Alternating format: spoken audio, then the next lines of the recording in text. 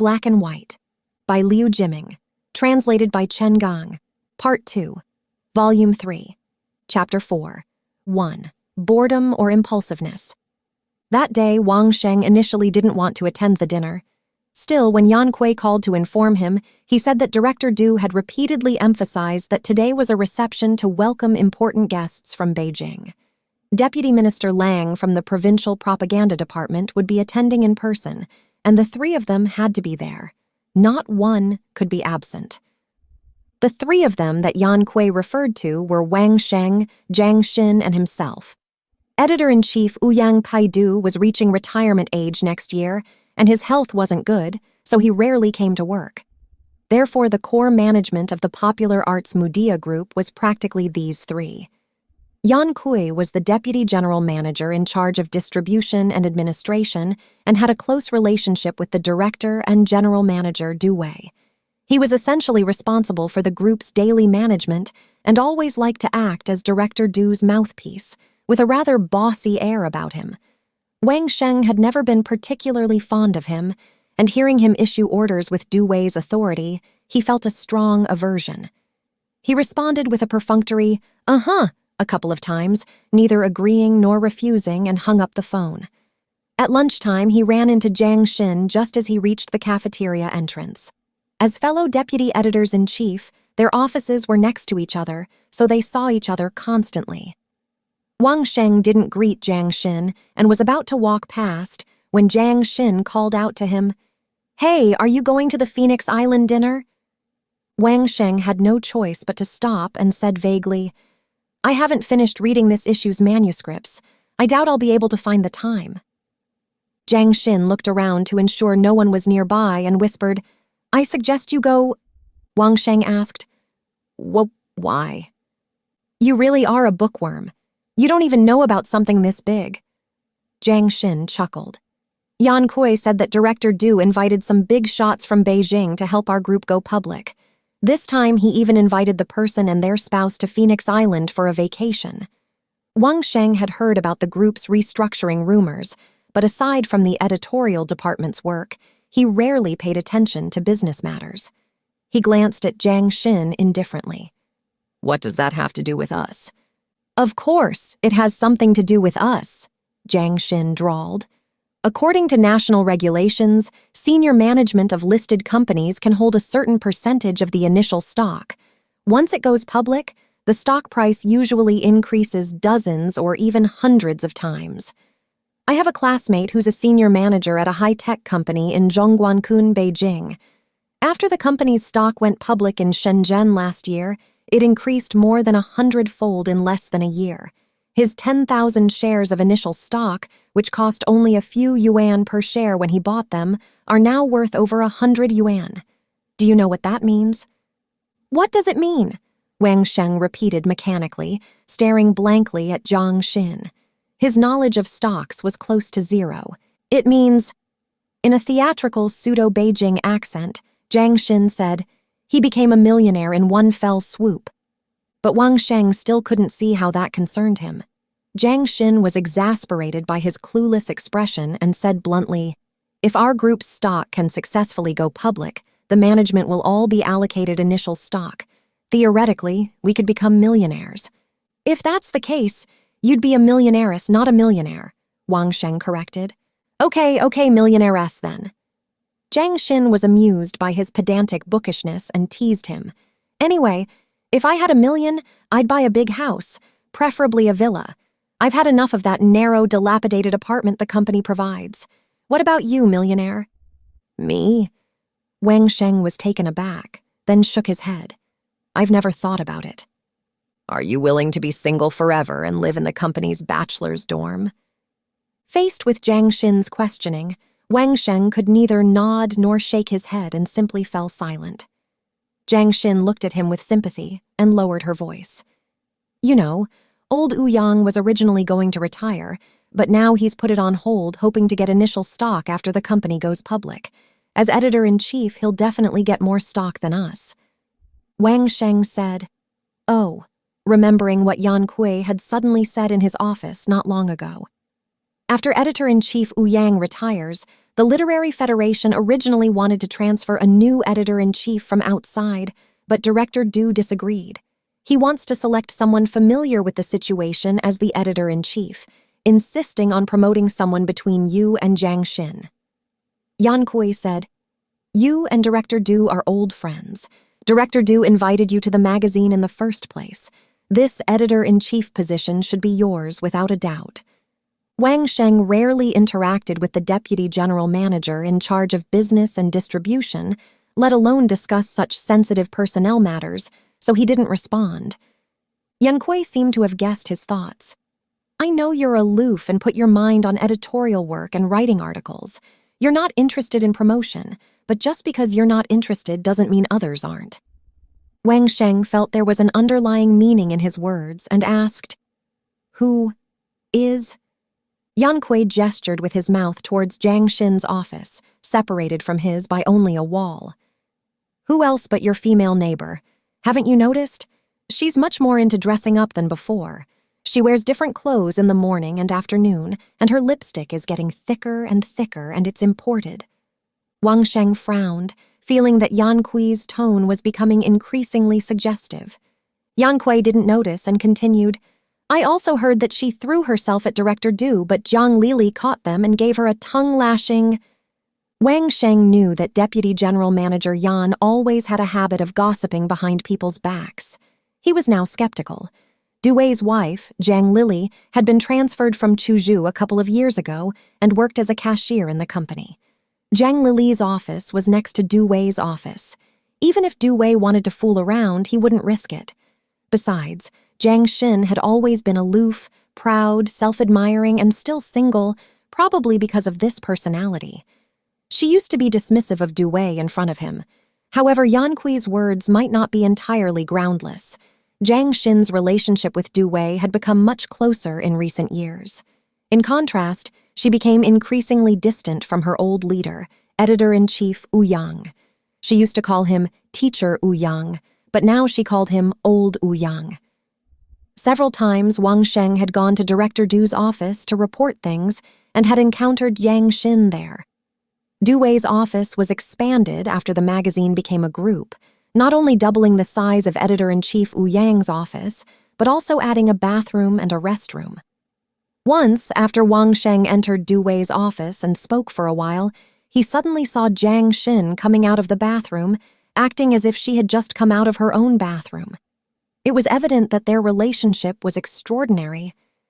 As Wang Sheng was lost in thought, Yan Kui left with a parting shot.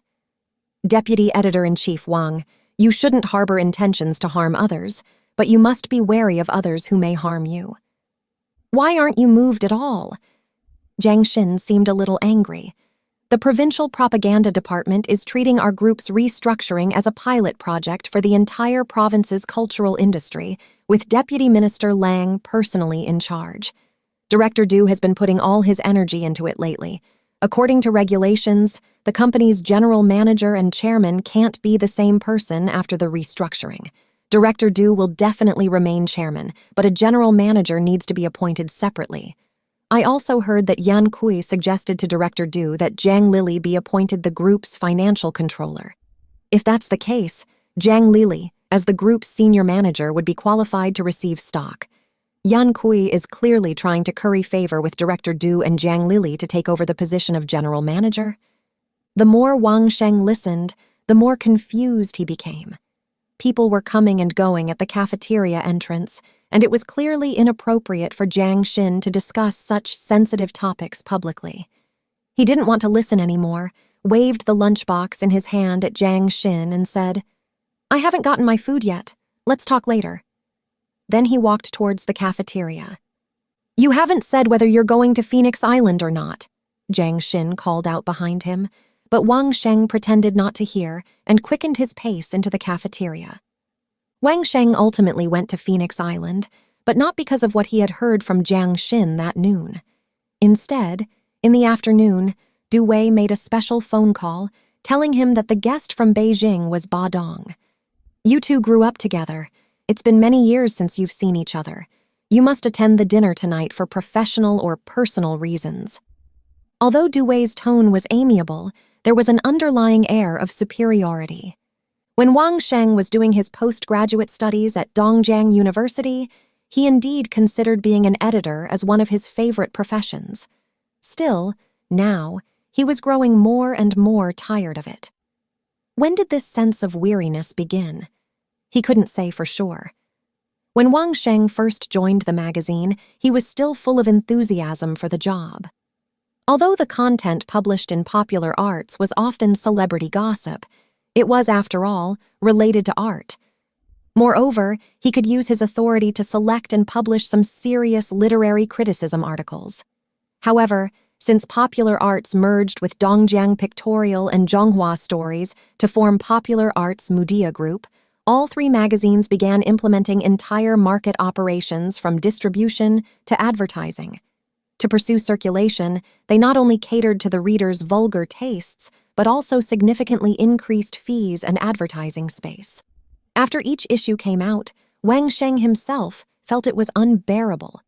He had expressed his opinions to editor-in-chief Ouyang Peidu more than once, but old Ouyang always spread his hands and said, "Why wouldn't I want to publish something with a little taste? However, the chairman has established the current publication policy. He even has to review the topic selection. This editor-in-chief is less useful than Deputy Director Yan, who manages distribution." Old Ouyang's words, though full of complaints, were the truth. Although Yan Kui was the deputy general manager in advertising and distribution, Chairman Du Wei always designated him to attend the pre-publication meetings to determine the topics. Yang Kui was not polite and often took over, removing the manuscripts that the editor-in-chief had decided on, with only two reasons: looks good and doesn't look good. When old Ouyang and Yan Kui argued about this, they resorted to a vote. The four people who voted were old Ouyang, Yan Kui, Wang Sheng, and Jiang Xin. The result was 2-2. Wang Sheng definitely supported old Ouyang, but Jiang Xin's vote in favor of Yan Kui surprised Wang Sheng. Not to mention that old Ouyang was her old leader, even in terms of cultural taste. As a Central Academy of Drama graduate, Jiang Xin shouldn't have stood with Yan Kui, who had only an elementary school education, right? Besides, she had always been disgusted with Yan Kui and often gossiped about him behind his back. Wang Sheng was puzzled. Chairman and General Manager Du Wei had to resolve the sharp confrontation at the pre-publication meeting. Unsurprisingly, Du Wei unequivocally supported Yan Kui. Du Wei made an analogy to emphasize persuasiveness. Running a magazine is like running a restaurant. Editors are like chefs. Cooking is for more people to eat. If it's made just for a beautiful appearance and no one eats it, the restaurant will definitely close down in a few days. After hearing this, Wang Sheng, who had originally wanted to argue for old Ouyang, was speechless. This result also made Wang Sheng understand why Jiang Xin voted for Yan Kui. Yan Kui had always been Du Wei's right-hand man in group management. Supporting Yan Kui was equivalent to supporting Du Wei. This was a truth that even a 3-year-old understood. Since Jiang Xin and Wang Sheng had been promoted to group deputy editors-in-chief together, her attitude towards Du Wei had changed 180 degrees, even leading to rumors about the two of them. Wang Sheng felt that the interpersonal relationships around him were becoming increasingly complex. A strict enterprise management system was implemented after changing the magazine into a group. Du Wei not only set annual advertising and distribution task targets for Yan Kui, but also set targets for editor-in-chief Ouyang Peidu, deputy editors-in-chief Wang Sheng, and Jiang Xin. Only by completing the assessment tasks would there be a year-end bonus. Yan Kui's job originally focused on business, and he had extensive social connections, so completing the advertising and distribution targets was not a problem. Ouyang Peidu and Wang Sheng were just literati, utterly clueless about business. How could they complete the advertising and distribution targets? The two had had their year-end bonuses deducted for 2 consecutive years. On the other hand, Jiang Xin successfully completed the advertising and distribution targets every year. In one year-end evaluation, Jiang Xin was unanimously elected as the group's advanced worker for being excellent in both business and management. Old Ouyang was so angry that his old illness flared up, and he was hospitalized again. Wang Sheng took a basket of fruit to see him. Old Ouyang's emotions were still unstable, and he became indignant at the mention of this matter. "Wang Sheng, do you know how Jiang Xin completed her advertising and management tasks?" Wang Sheng was peeling an apple for him and was a little confused when he heard this. How did she complete them?" Du Wei transferred his own targets to her. Old Ouyang said, "I used to hear that they had an ambiguous relationship, and I didn't quite believe it, but now I have to believe it." This was the first time Wang Sheng had heard old Ouyang discuss Jiang Xin in private, and it was this kind of vulgar scandal. He felt the unpredictability of people's hearts for the first time. He began to miss the simple working environment at Niangzihu Teachers College and strongly disliked his job and even his entire life. An unprecedented sense of emptiness and boredom came over him, darkening his heart, like the protagonist in Dostoevsky's Notes from Underground, feeling that everything was meaningless, as if he was lost on a riverbank overgrown with reeds and thorns. As a child, feeling a burst of bewilderment and wandering. For a while, Wang Sheng wanted to study for a doctorate at Dongjiang University while working. For this reason, he visited his former tutor, Lang Yongliang, at Dongjiang University. Professor Lang had retired, but he was still supervising doctoral students. Of course, he was willing to enroll this former star student. Professor Lang also asked with concern how Wang Sheng's biography of Zongda was coming along. At the teacher's college, the manuscript was almost finished. Still, since returning to the provincial capital, the complex and stressful editorial work had made it impossible for him to write. He could concentrate on writing this book if he could study for Professor Lang's doctorate while working, Wang Sheng thought. But what he didn't expect was that a few days later he heard old Ouyang say at work that Du Wei was also studying for a doctorate at Dongjiang University while working. Du Wei's tutor is also Professor Lang. I heard it was Deputy Minister Lang who recommended him to his father. The graduation thesis is ready. Jiang Xin helped him write it, old Ouyang said with a nonchalant air. Wang Sheng felt as if he had been stabbed and suddenly lost interest in studying for a doctorate while working. From that time on, Wang Sheng was no longer as diligent and devoted to his work as before. He read manuscripts daily, whether during or after work or even on holidays. Now, as soon as it was time to get off work, he left the office and returned to the small apartment the Literary Federation had assigned him. He opened the manuscript of the biography of Zongda as if reuniting with a long-lost friend. Wang Sheng felt particularly close. He couldn't delay any longer, he thought, stroking the rough, yellowed manuscript in front of him. A sudden impulse to finish the book as soon as possible arose in his heart. 2. Trojan Horse Project. 1. For Wang Sheng, the reason why the biography of Zongda had been delayed for so long was not only because of the busy editorial work, but also because of a long-standing problem that plagued him. Did Zongda voluntarily defect to the enemy, or did the Kuomintang kidnap him? This was by no means an unimportant detail. It is related to the historical evaluation of Zongda. If he had voluntarily defected to the enemy, Zongda's betrayal would become an ironclad case. If he had been kidnapped, it would mean that the current conclusion on Zongda in the CCP's party history and even modern literary history would need to be overturned and rewritten. Such a significant issue had to be approached with extreme caution. Wang Sheng had combed through all the materials he could find at the time while writing his postgraduate thesis at Dongjiang University and had found several points of doubt. He and his tutor, Professor Lang Yongliang, also tended to believe that Zongda had not voluntarily defected to the enemy but had been kidnapped by Kuomintang agents. At the teacher's college, Wang Sheng began writing the biography of Zongda. He used an entire chapter to compare Zongda's confession and Zongda's previous works, once again corroborating his views. However, when he submitted this part of the content as a single article to New Literary Historical Materials, it was rejected by the editorial department, the reason being lack of basic factual basis. Deducing this conclusion based solely on so-called language style is tantamount to politically overturning Zongda's case. The word overturning the case startled Wang Sheng to the point that he didn't write the biography of Zongda for a long time. But he was still unwilling in his heart, and he never forgot to capture any information related to Zongda's history. For a while, he even hoped to hear a little bit about Zongda from Zong Tianyi, but every time he brought up this matter, Zong Tianyi impatiently changed the subject. Grandfather Zongda is a famous traitor in history. This conclusion had taken root in Zong Tianyi's mind. He attributed all his and his parents' misfortunes to this conclusion. His greatest wish was to forget that he had ever had such a traitor as a grandfather. It can now be confirmed that the letters in that old box were written to your father by Anna Louise. Your grandmother was still in prison when these letters were written.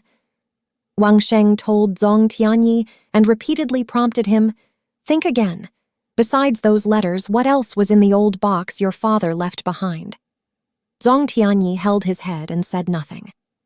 "Have you ever thought that your grandfather might not have voluntarily defected to the enemy but was kidnapped by the enemy?" Wang Sheng simply stated the matter outright, but Zong Tianyi suddenly raised his head and shouted at him, "Whether he defected to the enemy or was kidnapped, it can't bring my parents back to life. My current life is entirely based on my own struggle, and it has nothing to do with whether he defected to the enemy or was kidnapped. Old brother, please don't bother me with these old stale things, okay?"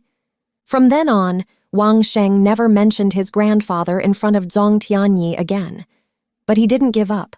Later, he seemed to find some clues in Song Qiangkun's memoirs and Luo Zheng's account. He felt that Uncle Luo Zheng and Song Qiangkun's decades-long grudges and grievances were connected to Zongda's defection or kidnapping in some secret way. As for what this connection was specifically, he couldn't say for sure. In this confusion, the writing of the biography of Zongda was delayed until he picked up his pen again. Just then, Wang Sheng unexpectedly read an article on the Century China website, and his heart suddenly lit up, feeling that the long-standing confusion in his heart had been solved. Century China was a famous website with considerable influence among Chinese people at home and abroad, with as many as 1 million registered users, divided into several major sections such as current affairs and politics, ideological culture, and historical reflections. That article was posted in the Historical Reflections column by a netizen named Grandma's Penghu Bei, entitled The Beginning and End of Operation Trojan Horse, My Years in Military Intelligence. The full text was in traditional characters, transferred from Taiwan's declassified net, and signed by Bai Shouhu, retired Lieutenant General of the Republic of China's Ministry of National Defense. Wang Sheng had seen the person Bai Shouhu and the term Operation Trojan Horse in Song Qiangkun's memoirs and Luo Zheng's account before. He was immediately attracted. In 1938, I was the Colonel Director of the 3rd Division of Military Intelligence.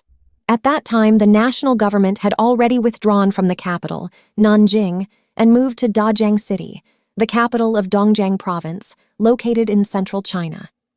That summer, after capturing Nanjing, the Japanese army gathered heavy troops and went up the river, laying siege to Dajiang City. As the wartime capital, Dajiang City was precarious and people panicked. On the one hand, the military was stepping up preparations for war, including major newspapers such as Central Daily and Dajiang News, which were promoting slogans such as "Defend Dajiang," "Defend Central China," "Defend China," and strengthening KMT-CPC cooperation to resist Japan jointly. On the other hand, many military and political officials privately believed that the enemy's strength was far greater than ours. Dajiang, like Nanjing, had no defenses to hold and would fall into enemy hands sooner or later. According to reliable sources, Chairman Chiang had also made plans to make Chongqing the temporary capital and was ready to withdraw from Dajiang at any time. The so-called defending Dajiang, defending Central China, defending China was just an expedient measure to encourage and stabilize the morale of the people and the army. Around mid-August, Military Intelligence Director Dai Li called me to his office and personally issued me the task of secretly arresting Zongda. I was a little puzzled. Zhang Da was the head of the CCP's Dongjiang Bureau and was pivotal in the Communist Party's Central Committee. At this time of KMT-CPC cooperation, would arresting such an important CCP figure be detrimental to the overall situation of the War of Resistance? After reading the plan's contents, I realized the true intentions of the superiors. The plan to arrest Zhang Da was one of the components of Operation Trojan Horse. Operation Trojan Horse was divided into Phase 1 and Phase 2. Arresting Zhang Da was the first part of the plan. At first, I didn't quite understand why it was called Operation Trojan Horse, and I asked Director Dai about it face-to-face. Dai Li seemed to be very secretive and only said that Operation Trojan Horse was formulated by Dai and Mao Renfeng together and reported to Chairman Chiang for approval. It was a top-secret state secret, and he would naturally let me know when it was time for me to know. The plan to arrest Zhang Da was carried out in a top-secret manner. Before that, military intelligence had learned that Zhang Da had been severely criticized at a CCP high-level meeting. Zhang Da's close ties with the Communist International in his early years and his leadership of left-wing cultural work in Shanghai had been considered to have Trotskyist tendencies. After Zhang Da served as the head of the CCP's Dongjiang Bureau, he had conflicts with the CCP Central Committee in Yan'an in his work. After careful analysis, we developed a perfect plan for his defection and escape. Not long after Zhang Da returned to Dajiang from Yan'an, I took the opportunity to contact his guard aide, Song Qiangkun, at a tea house near People's Park. Song Qiangkun's father, Huang Yaozu, had been a member of the Blue Shirt Society, the predecessor of military intelligence. He was shot and killed by Red Army guerrillas in 1935. The one who betrayed Huang Yaozu was his youngest son, Huang He, who was then serving as Zhang Da's guard aide, Song Qiangkun.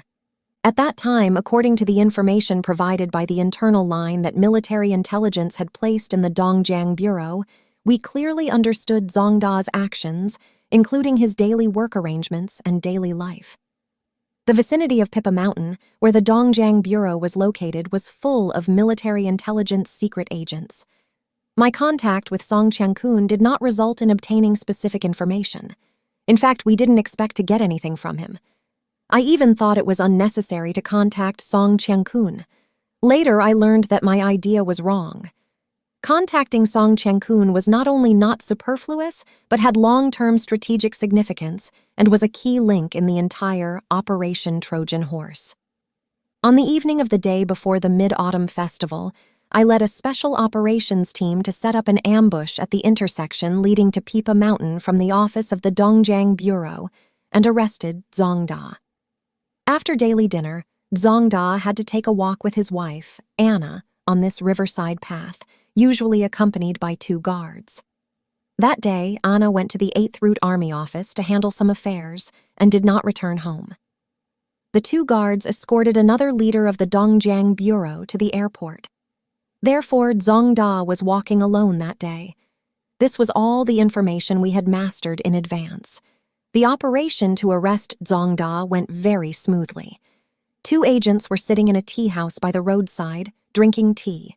When Zhang Da passed by, as usual, they rushed out unexpectedly. Before Zhang Da could react, he was stuffed into a jeep parked in the bamboo forest not far away and driven away quickly. After Zhang Da was arrested, he was secretly detained in Kaohsiung, near the military airport in the northern suburbs of Dajiang City. It was a secret base of military intelligence. Given Zhang Da's identity, we did not impose any torture on him. During that time, I went to see him twice. I knew that the superiors arrested Zhang Da not to obtain information about the Communist Party through him, but for deeper political considerations. So, after meeting him, it was just a polite greeting. But Zhang Da remained silent. He didn't even look at the 2 cans of milk I sent him. Zhang Da had lived in the West for a long time in his early years and was accustomed to eating Western food. During that time, Director Dai also met Zhang Da twice, naturally, to persuade him to surrender. Given Zhang Da's identity and position in the CCP, if he could break away from the CCP and turn to the Kuomintang, it would have an immeasurable demonstration effect on dividing and disintegrating the CCP camp. Dai and Zong met alone. I was not present. Every time he left Kaojiaying, Dai's face was covered with dark clouds, indicating that his persuasion of Zongda was not going well. Later, before leaving Dajiang and going to the temporary capital of Chongqing, Chairman Chiang personally went to Kaojiaying to meet Zongda once. It was unprecedented for such a condescension to see a communist prisoner. This showed the importance of Zongda. Besides Director Dai, Chen Bulei, the director of the chairman's office, accompanied the chairman in meeting Zongda that day. In my estimation, the chairman let Mr. Chen Bulei accompany him because Chen and Zong were both literati. Since ancient times, literati have cherished each other, and communication has been easier. However, based on the reaction afterward, this meeting still did not achieve the desired results. I came from a professional intelligence background and was accustomed to speaking with torture instruments. In my eyes, anyone arrested by military intelligence, regardless of rank, was a prisoner. I had long been impatient with Zongda, who was stubborn. One day I ran to Director Dai's office and ranted, proposing to use torture on Zongda. If it really doesn't work, just shoot him.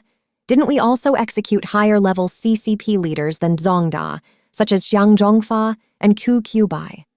But before I finished speaking, Director Dai scolded me severely. You don't know a fart. From that time to now, how many important Communist Party figures have we killed? But they are still like cutting chives.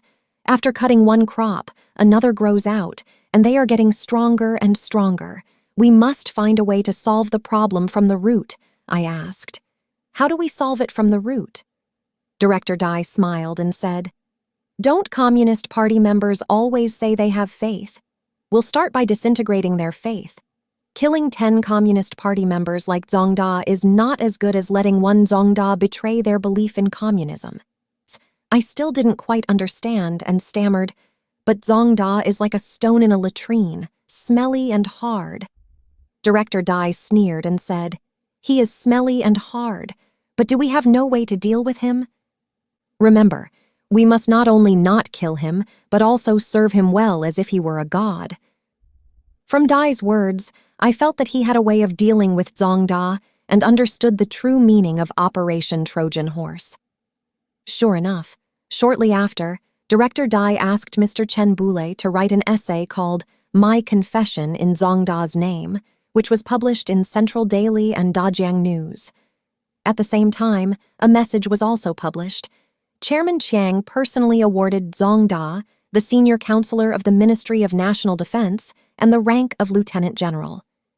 Because Chen Bulei was very familiar with Zongda's writing style, this confession was imitated so vividly that it achieved the effect of confusing the real with the fake. After it was published, it caused an earthquake in the Communist Party camp and even at home and abroad. Soon, news came from Yan'an that the CCP Central Committee announced the expulsion of the traitor Zongda from the party. At the same time, Zongda also moved with the military intelligence headquarters to the temporary capital, Chongqing, and was secretly detained in a villa not far from Gele Mountain. It wasn't until the end of the War of Resistance and the outbreak of the KMT-CPC Civil War that he was taken to Hong Kong. For 10 whole years, Zongda was in a state of isolation from the world.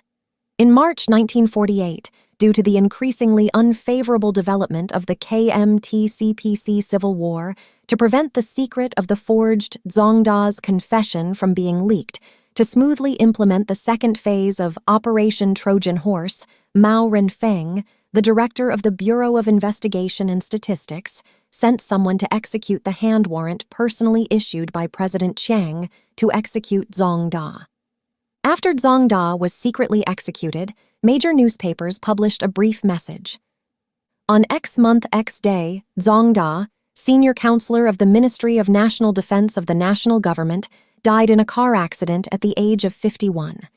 Zongda was the former head of the CCP Dongjiang Bureau and later voluntarily broke away from the CCP and converted to the three principles of the people.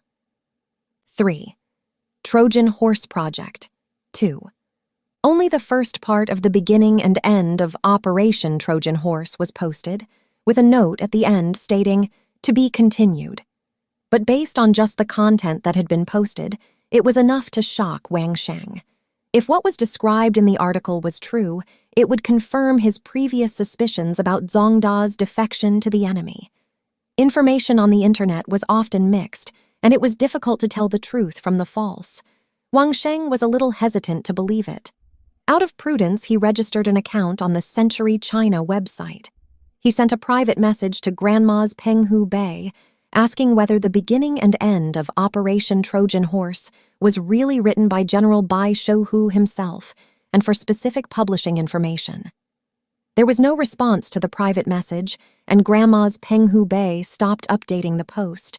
During that time, Wang Sheng went out of town to solicit manuscripts and had no opportunity to go online, returning only more than a week later. At that time, the internet had just entered China, and many people could only go online in the office. The first thing Wang Sheng did when he walked into the editorial department was to turn on the computer and log into the Century China website. As soon as he logged into his account, he saw a private message, a reply from Grandma's Penghu Bei. The message said that the beginning and end of Operation Trojan Horse were selected from General Bai Shouhu's memoir, My Years in Military Intelligence, which was published by Tainan Publishing House in 2001. Only 300 copies were printed, and the distribution was limited to Hong Kong and Taiwan. Grandma's Penghu Bei also sent several book shadows of My Years in Military Intelligence to corroborate, and said that General Bai Shouhu had immigrated to San Francisco in the United States in the 1980s. General Bai wrote this book based on his own experiences after Taiwan was unbanned, and so on. After reading the reply from Grandma's Penghu Bei, Wang Sheng's mood was complicated. He couldn't imagine what it was like to be in a state of isolation from the world. Perhaps Zongda didn't know until his death that the confession forged by military intelligence had burdened him with the traitor label that he could never wash away for the rest of his life. Wang Sheng felt like a big stone was pressing on his heart, heavy and breathless. At the same time, he was curious about what Bai Shouhu said was the second phase of Operation Trojan Horse. In those days, Wang Sheng had to log into the Century China website several times a day to see if the second part of the beginning and end of Operation Trojan Horse had been posted. The fourth day was a weekend. Wang Sheng originally didn't have to work, but because he was eager to learn about the second phase of Operation Trojan Horse, he went to the office anyway. When he turned on the computer, he saw the updated second part of the beginning and end of Operation Trojan Horse by Grandma's Penghu Bei. In the winter of 1947, due to the defeat on the Northeast battlefield, the strategic situation of the National Army against the Communist Army also changed from offensive to defensive. Chairman Chiang greatly reduced military strength, trying to regroup in East China and the Central Plains and fight the Communist Army to the death. In this way, Dajiang City, the capital of central and southern China, became a strategic hub for deer chasing in the Central Plains. To strengthen the military intelligence in the area, the Ministry of National Defense specially set up the central and southern districts of the Ministry of National Defense in Dajiang, responsible for coordinating the intelligence work of the Bureau of Investigation and Statistics and the Central Statistics Bureau to eliminate bandits and communist spies. I was appointed as the Major General Director of the Central and Southern District. Before leaving Nanjing to take office, Lieutenant General Zheng Jiamin, Director of the Second Department, summoned me. As soon as I entered Director Zheng's residence, I found that the atmosphere was a bit abnormal. My old superior, Mao Renfeng, Director of the Bureau of Investigation and Statistics, was also present. The expressions on both of their faces were very serious, not like a routine meeting at all. Sure enough, after a few words of greeting, Zheng and Mao turned to issue me a top-secret mission. This top-secret mission was the second phase of Operation Trojan Horse. Operation Trojan Horse was divided into two phases. It was formulated by Director Dai, who personally organized and implemented the first phase of the operation, namely the defection and escape of Zongda, the leader of the Communist Party's Dongjiang Bureau. Chairman Chiang praised this play.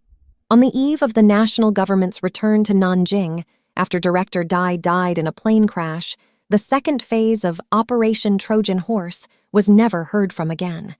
Except for a few old military intelligence veterans, few people remembered this matter, and even fewer people knew the specific content of the second phase of Operation Trojan Horse. At this moment, Zheng and Mao's sudden mention of it really surprised me. As the new director of the Bureau of Investigation and Statistics, Mao Renfeng's style of doing things differed significantly from Dai Li's. He rarely spoke directly and always liked to beat around the bush. He knew that I was most eager to know the specific content of the second phase of Operation Trojan Horse. Still, he avoided discussing it and raised a seemingly irrelevant question. "Shu He, do you remember this person, Huang He?" I was stunned. I was no stranger to the name Huang He. It was the name that Song Qiangkun, the former guard aide of the Communist Party's Dongjiang Bureau, had used when he was a child. I had contacted him while carrying out the secret arrest of Zong Da. At that time, I felt that Song Qiangkun had no role in Operation Trojan Horse, and that contacting him was purely superfluous. I had suggested to Director Dai that he be arrested or assassinated. "The first thing you must deal with when you go to Dajiang this time is Huang He." Mao Renfeng ignored my doubts and said slowly, "Huang He is now the highest leader of the Communist Party's secret intelligence agency in Dongjiang Province. All of the communist underground in Dajiang City is under his leadership." "Director, rest assured. It was a pity that I didn't arrest him last time, but I won't let him run away this time," I said with full confidence. "If I catch him, the communist underground organization in Dajiang will be—" No, Mao Renfeng waved his hand, interrupting me, a sly smile appearing on his fat face. "I'm not asking you to arrest Huang He, but to contact him." Again. Contact. I didn't understand. Could it be that Huang He is one of us? He wasn't one of us in the past, and he isn't one of us now. But that doesn't mean he won't be one of us in the future, Mao Renfeng said ambiguously, with a secretive expression. I was completely confused by Mao Renfeng's words and didn't know how to answer. At this time, Zheng Jiemin, who had been sitting on the sofa smoking a cigar and rarely speaking, put down his crossed legs and said to Mao Renfeng with a smile that wasn't a smile, "Director Mao, don't make Director Bai's life difficult." Then he retracted his smile, and his expression became serious. In the eyes of an agent, everyone is either a comrade or an enemy. However, in the eyes of a politician, there is a third type of person, namely the type of person that Director Mao just mentioned. Specifically, on the communist side, there are many cadres like Huang He who come from families of officials and gentry and are now in high positions. These people only joined the Communist Party because the heretical theories of Marxism-Leninism bewitched them. In their hearts, they don't really believe in communism, but believe in democracy, freedom, and the three principles of the people. For this type of person, the party's strategy is not to seek immediate benefits, such as inducing them to defect and surrender, sell intelligence, etc. openly, but to plan for the long term, to use various means to alienate them from the Communist Party, to bring them closer to and awaken their flesh and blood ties with our party, which, in Marxist terms, is called class feelings. Speaking of this, Zheng Jiemin stood up, paced back and forth a few steps, stopped in front of me, and said persuasively, "There is a story in ancient Greek mythology called the Trojan horse, also known as the wooden horse trick. Legend has it that the Greeks besieged the city of Troy for 9 years without success. Later, they built a huge wooden horse, hid elite soldiers in the horse's belly, and pretended to retreat. The Trojans dragged the wooden horse into the city as booty. That night, the Greek ambush came out, opened the city gate, cooperated from the inside and outside, and captured Troy. Later, Operation Trojan Horse was used as a metaphor for enemies lurking inside, secretly carrying out sabotage activities. This is the task of the second phase of Operation Trojan Horse that Director Dai formulated during his lifetime and submitted to President Chiang for approval. After hearing Director Zheng Jiemin's words, I suddenly understood. Although the contest between the National Army and the Communist Army had not yet reached the final moment, the National Army was badly damaged after the battle in the northeast, and the defeat was set. The so-called deer chasing in the Central Plains was nothing more than a castle in the air. The launch of the second phase of Operation Trojan Horse meant that the superiors were beginning to arrange for the Communist Party to take over the mainland regime. This arrangement was not for immediate success or failure, but for the chess game years or decades later. After realizing this, a tragic and even mournful emotion rose in my heart. At the same time, I also understood the true mission of my appointment as the Major General Director of the Central and Southern District. After I arrived in Dajiang, I immediately reviewed all the materials on the Communist Underground Party held by the Bureau of Investigation and Statistics and the Central Statistics Bureau. During the Japanese occupation, although the Communist Underground Organization in Dajiang suffered heavy losses, it was, after all, the territory that the Dongjiang Bureau had managed. Despite repeated damage after the outbreak of the KMTC-PC Civil War, it quickly revived and gradually became active again. Recently, Song Qiangkun, the head of the City Work Department of the Dongjiang Provincial Committee, was sent to unify the leadership of the Dajiang Underground Party. Since the first phase of Operation Trojan Horse, Song Qiangkun had been within our sights. Therefore, as soon as he sneaked into Dajiang, he was targeted by the Bureau of Investigation and Statistics and the Central Statistics Bureau. Song Qiangkun used the alias Huang He, and his public identity was that of the chief writer of Dajiang News. Soon, through tracking, we detected a secret liaison station that he directly led, the People's Bookstore, which was also an important stronghold for him when convening Dajiang Underground Working Committee meetings. Song Qiangkun's contact with the Communist Party's Dongjiang Provincial Committee was through a radio station set up at this liaison station. According to Operation Trojan Horse, we must not only not touch Song Qiangkun, but also find ways to protect him. But for the secret liaison station that he led, we must send people to infiltrate it as soon as possible. This was an excellent opportunity to eliminate the Communist Underground Organization in Dajiang and even obtain military intelligence in the Central Plains. And to achieve this goal, we could only do it through Song Qiangkun. I had to meet him immediately. I handwrote an invitation card and sent someone to the Dajiang News newspaper office. The content of the invitation card was as follows: to Mr. Huang He. I hope you are well. I have recently taken office in Dajiang and have prepared a light meal. I respectfully await your presence. Time, noon the next day. Location, Feng Yasong Tea House in Huanghelou. Your foolish friend, Bai Shouhu, bowing.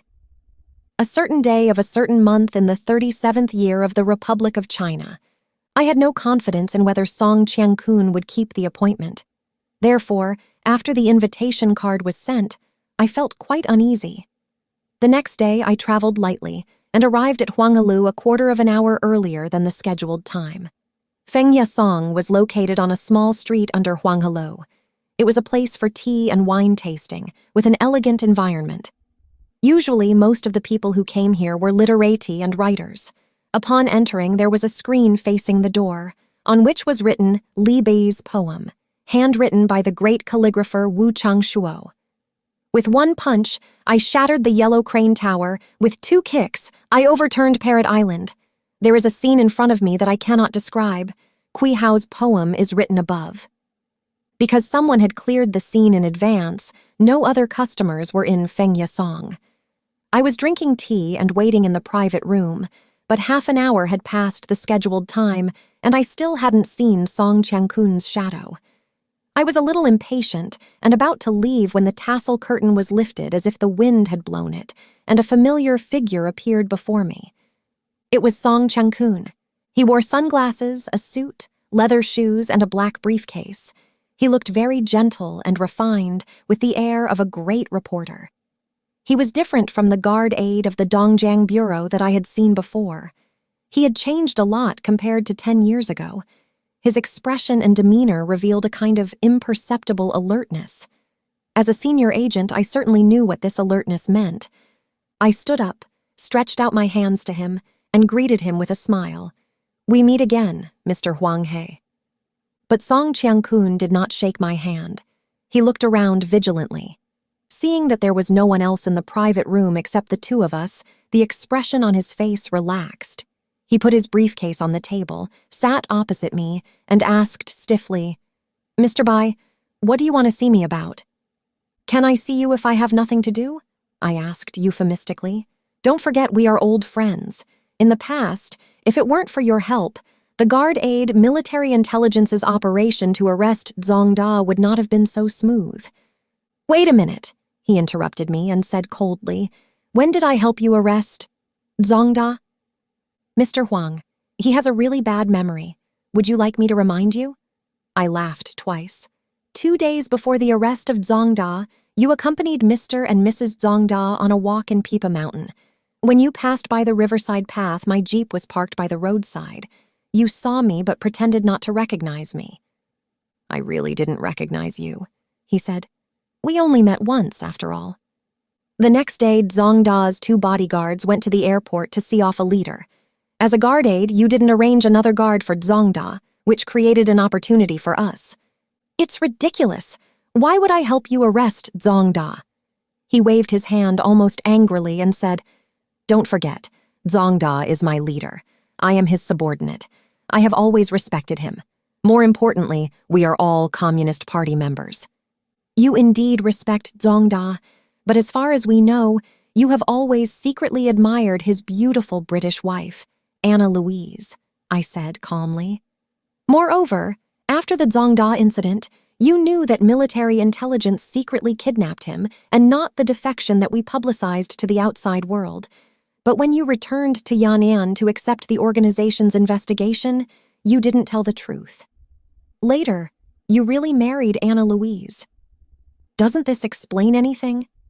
Song Qiangkun murmured like a deflated ball. "Okay, even if it's as you said, I did it for Anna." "No, that's just a secondary reason." I stared at him and said, "The main reason is not that British woman, but because you are the young master of the Huang family. Like your father, you believe in democracy, freedom, and the 3 principles of the people in your heart." His body trembled slightly. His face turned red. He lowered his head and didn't speak for a long time. After a while, he raised his head, looked at me with a pale face, and murmured, "What exactly do you want me to do?" Seeing that the time was right, I slowed my tone and said, "Don't worry, we won't make things difficult for you. We just want you to help us arrange for a person to be a telegraph operator at the liaison station that you lead." He still wanted to play dumb and asked, "Which liaison station?" I pointed out directly, "Besides the People's Bookstore, which other liaison station do you have?" He sat there motionless as if he had been shot in a vital spot. His face turned from white to gray, and his whole person stiffened. The telegraph operator we found for Huang He was a latent agent that military intelligence had placed in the Communist Party's Dongjiang Provincial Military Region, codenamed Xiachan. Since he became the telegraph operator at the liaison station, we have completely controlled all contact and intelligence transmission between the Dajiang Underground Party and the Communist Party's Dongjiang Provincial Committee. Soon, the military rivalry between the KMT and Communist armies in East China and the Central Plains fully unfolded. To eliminate rear troubles, Zheng Jiamin, director of the 3rd Department of the Ministry of National Defense, personally sent me a secret order, requiring the Bureau of Investigation and Statistics and the Dajiang Station of the Central Statistics Bureau to launch a joint netting operation against the underground organization in Dajiang City, thereby destroying most of the members of the Dajiang Underground Party in one fell swoop. Among them, Old Catfish, the second most important figure in the Dajiang Underground organization after Song Qiangkun, was killed by me. In addition, We also intercepted the secret telegrams from the Communist Party's Dongjiang Provincial Committee to the Dajiang Municipal Committee. The vital information about the Dongjiang Provincial Committee and the Military District Hospital hiding on Phoenix Island in Niangzhou Lake. I immediately secretly reported the information to the 3rd Regiment of the National Army Security Brigade stationed in Niangzhou County and launched a surprise attack on Phoenix Island, killing and wounding many Communist Party leaders and nearly 100 medical staff and wounded soldiers in the Military District Hospital. The Communist Party later called it the Phoenix Island Massacre. In the operation to destroy the People's Bookstore liaison station, the telegraph operator Xiao He, namely my intelligence agent Xia Chan, was shot and killed. The person in charge of the liaison station, Luo Zheng, was arrested in the operation, and Huang He was also arrested and imprisoned.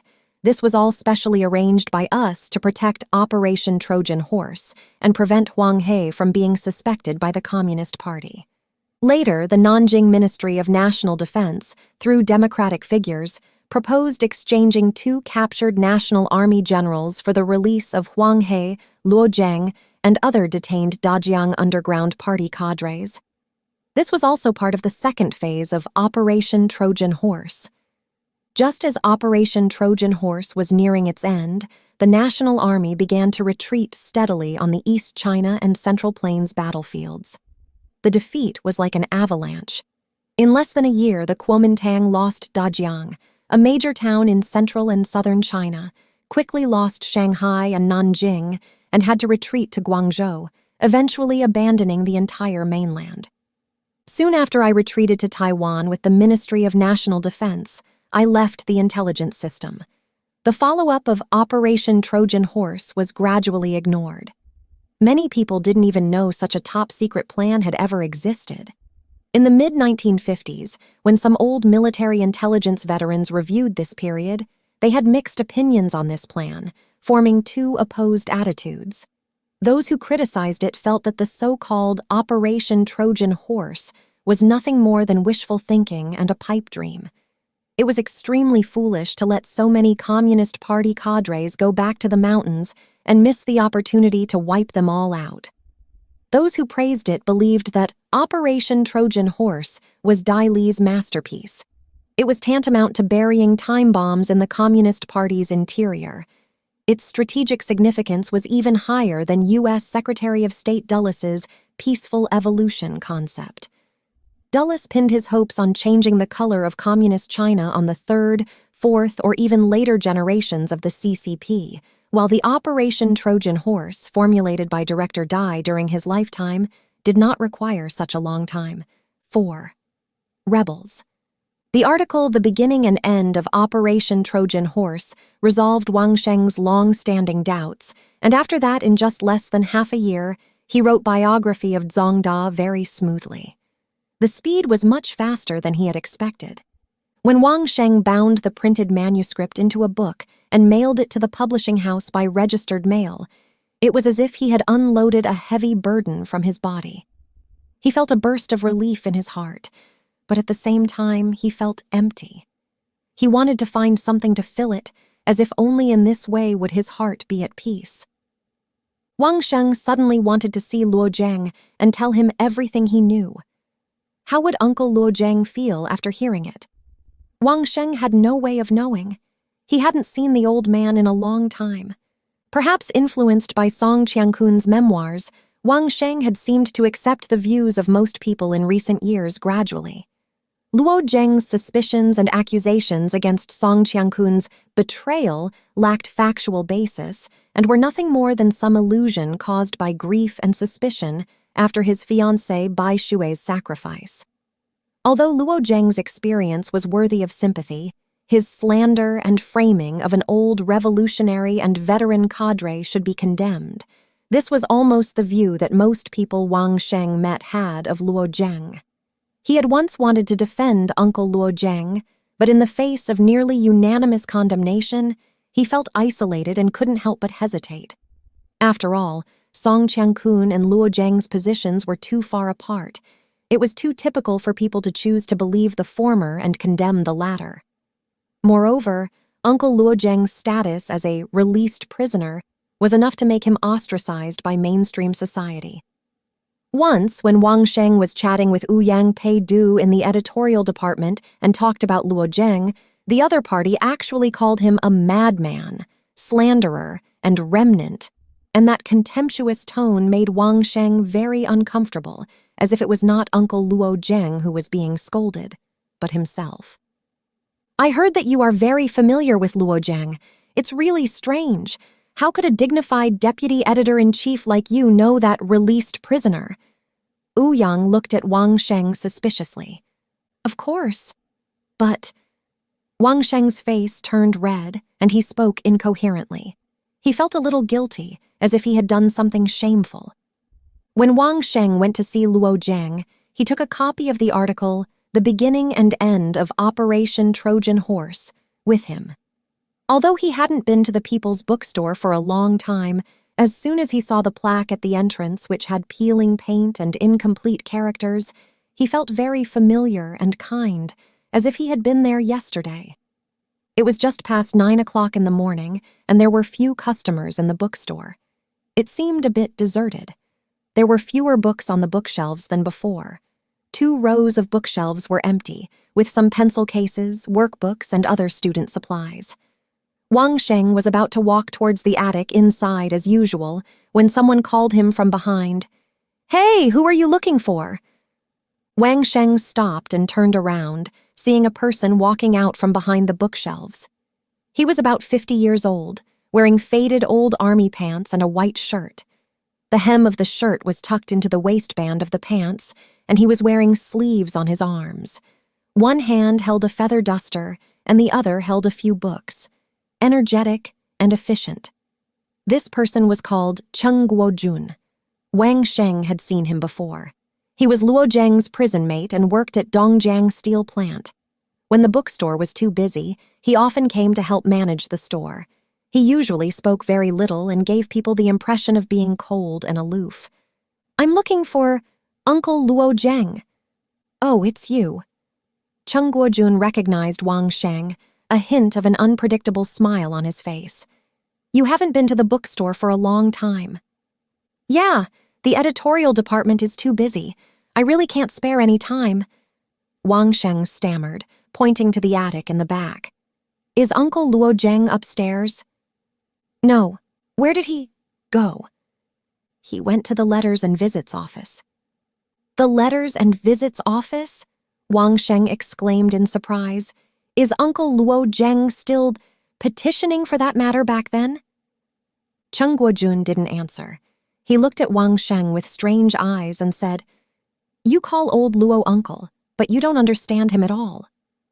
Wang Sheng felt that Cheng Guojun's words had a hint of sarcasm. He didn't know how to answer. At this moment, a customer selected a few old books and called out, "Boss, how much?" Cheng Guojun put down the feather duster and went over to check out while muttering, "I'm not the boss." Wang Sheng was stunned for a moment.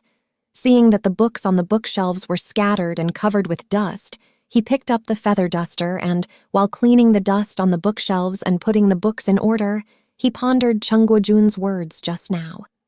Wang Sheng had heard Luo Zheng talk about this Cheng Guojun and knew that their relationship was extraordinary. Cheng Guojun had been a leader of the rebels during the Cultural Revolution. In his early 20s, he entered the 3-in-1 leadership team of Donggang. He became the director of the Revolutionary Committee and a member of the Standing Committee of the Dongjiang Provincial Revolutionary Committee.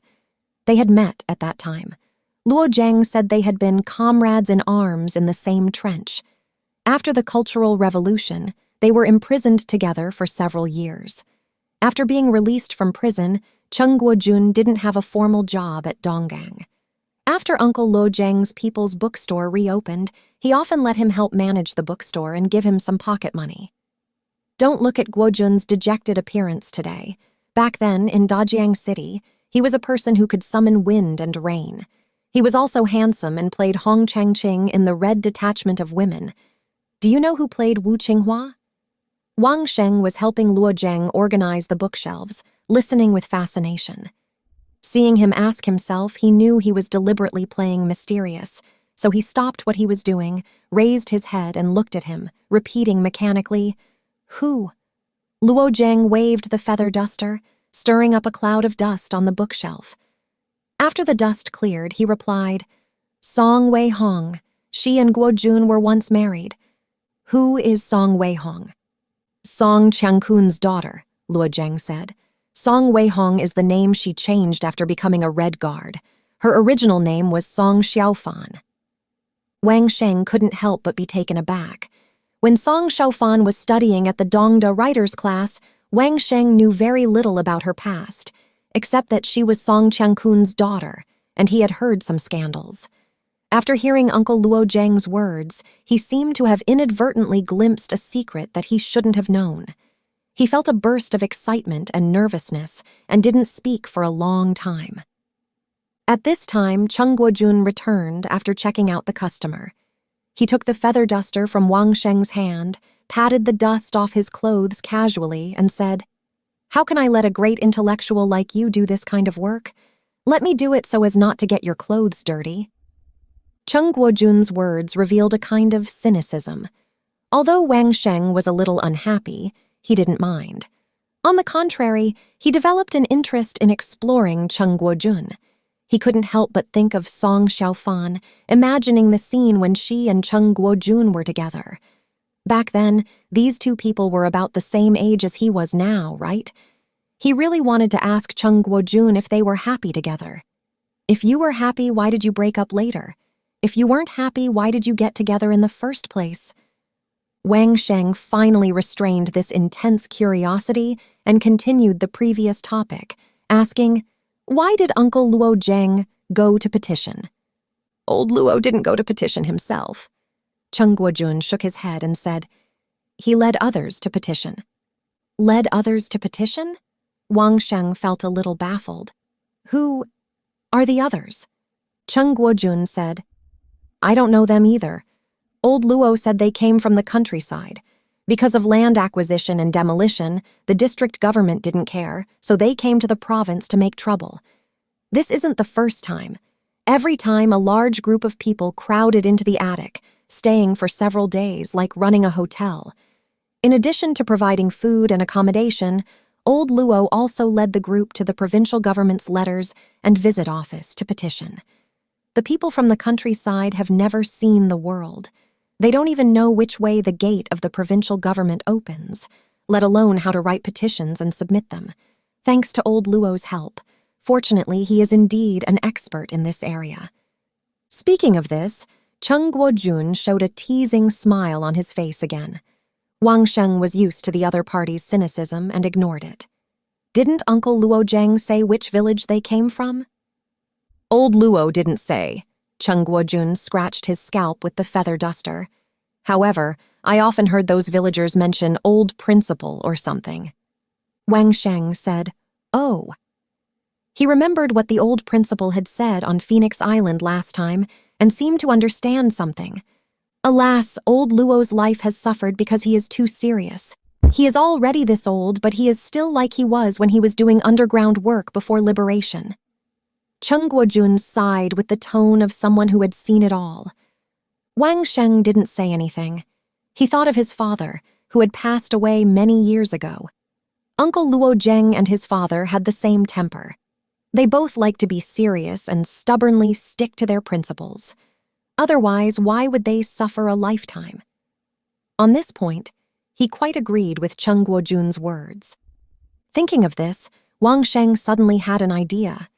Maybe he could talk to Cheng Guojun about Operation Trojan Horse. After all, he was once Song Qiangkun's son-in-law, Song Xiaofan's ex-husband. "Let me show you something." While saying this, Wang Sheng took out the copied beginning and end of Operation Trojan Horse from his bag and handed it to Cheng Guojun. "Maybe you will be interested." Cheng Guojun glanced at Wang Sheng suspiciously and took the beginning and end of Operation Trojan Horse. The light in the bookstore was very dim. He walked to a desk by the wall. The desk was piled with various versions of old books and craft paper for packaging old books. There was a hanging table lamp on the wall. The long arm stretched all the way to the sky above the desk. Chung Guojun pressed the switch, and the table lamp turned on. Chung Guojun's reading speed was very fast. An article of nearly 20,000 words was finished in a short while. He took out a crumpled box of Great Wall cigarettes from his pocket, took out one and put it in his mouth, and lit it with a disposable lighter. The smoke instantly enveloped his face. Although Wang Sheng didn't smoke, he also knew that Great Wall cigarettes cost 2 yuan a pack. Most of the people who smoked this cheap cigarette were migrant workers entering the city. Only after finishing that cigarette did Chung Guojun start to speak. "You came here today to send this article to old Luo?" Wang Sheng didn't understand what he meant and didn't answer. The beginning and end of Operation Trojan Horse. What a good declassified article, but can you really take off the big traitor hat on Zongda's head just by relying on the memoirs of a Kuomintang secret agent chief? Can you really conclude that Song Qiangkun, the highest leader of the Communist Party's underground organization in Dajiang, is a turncoat? If that's the case, then it would really be reversing history all over again. But don't forget that Song Qiangkun also wrote a memoir. Would the organization rather believe something perhaps fabricated out of thin air by a Kuomintang secret agent chief than believe the memoirs of a veteran cadre who participated in the revolution for decades? As Chung Guojun spoke, that sarcastic expression appeared on the corner of his mouth again. Such things are only taken seriously by you literati when you write articles. If you want to rely on it to overturn the case, it's too naive and unreliable, even more naive than when I joined the rebels. Chung Guojun's words were too harsh. Wang Sheng's face turned red and white for a while. He didn't expect Chung Guojun to deny the value of Bai Shouhu's article so wholly. He wanted to refute it, but he couldn't find sufficient reasons. Was it because Chung Guojun was once Song Qiangkun's son-in-law that he spoke up for him? But Wang Sheng immediately rejected this idea. He had overlooked that Chung Guojun had once been a member of the standing committee of the Dongjiang Provincial Revolutionary Committee. He had experienced great storms, and his understanding of history and politics was far beyond what he could compare to. "You wouldn't think I'm speaking for my former father-in-law, would you?" Chung Guojun said, as if he had seen through his thoughts. "Why would I speak for Song Qiangkun? Back then, he desperately opposed my marriage to Song Xiaofan.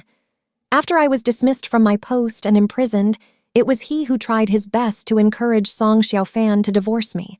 To be honest, I can't hate him enough."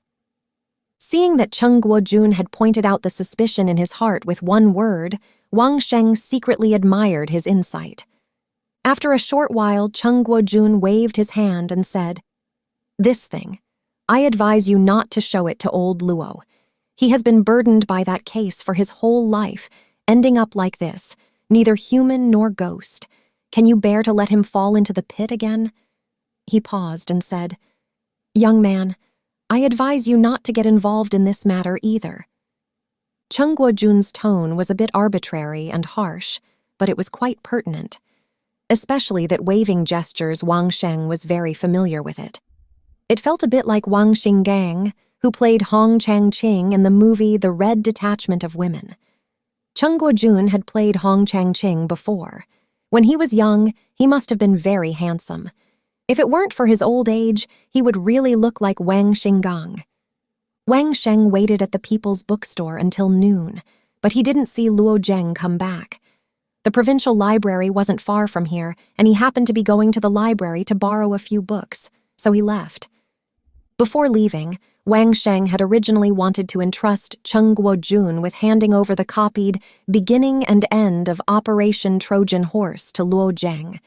But when he thought of what he had just said to persuade him, he changed his mind, took the article from him, and took it away. 5. Unexpected blow.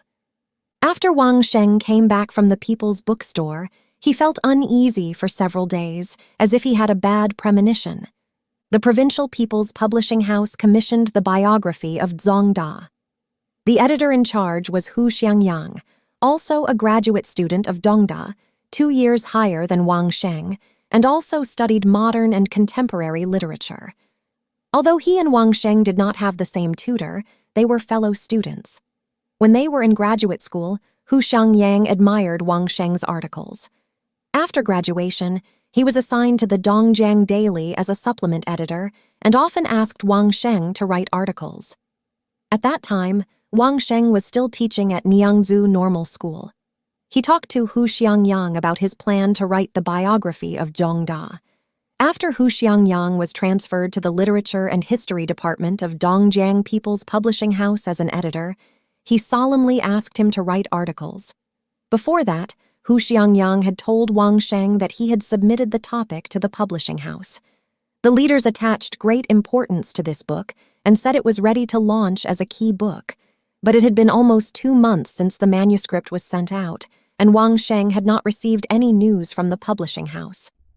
During this period, he called Hu Xiangyang to inquire, and the other party said that the higher-ups were still reviewing it and asked him to be patient and wait.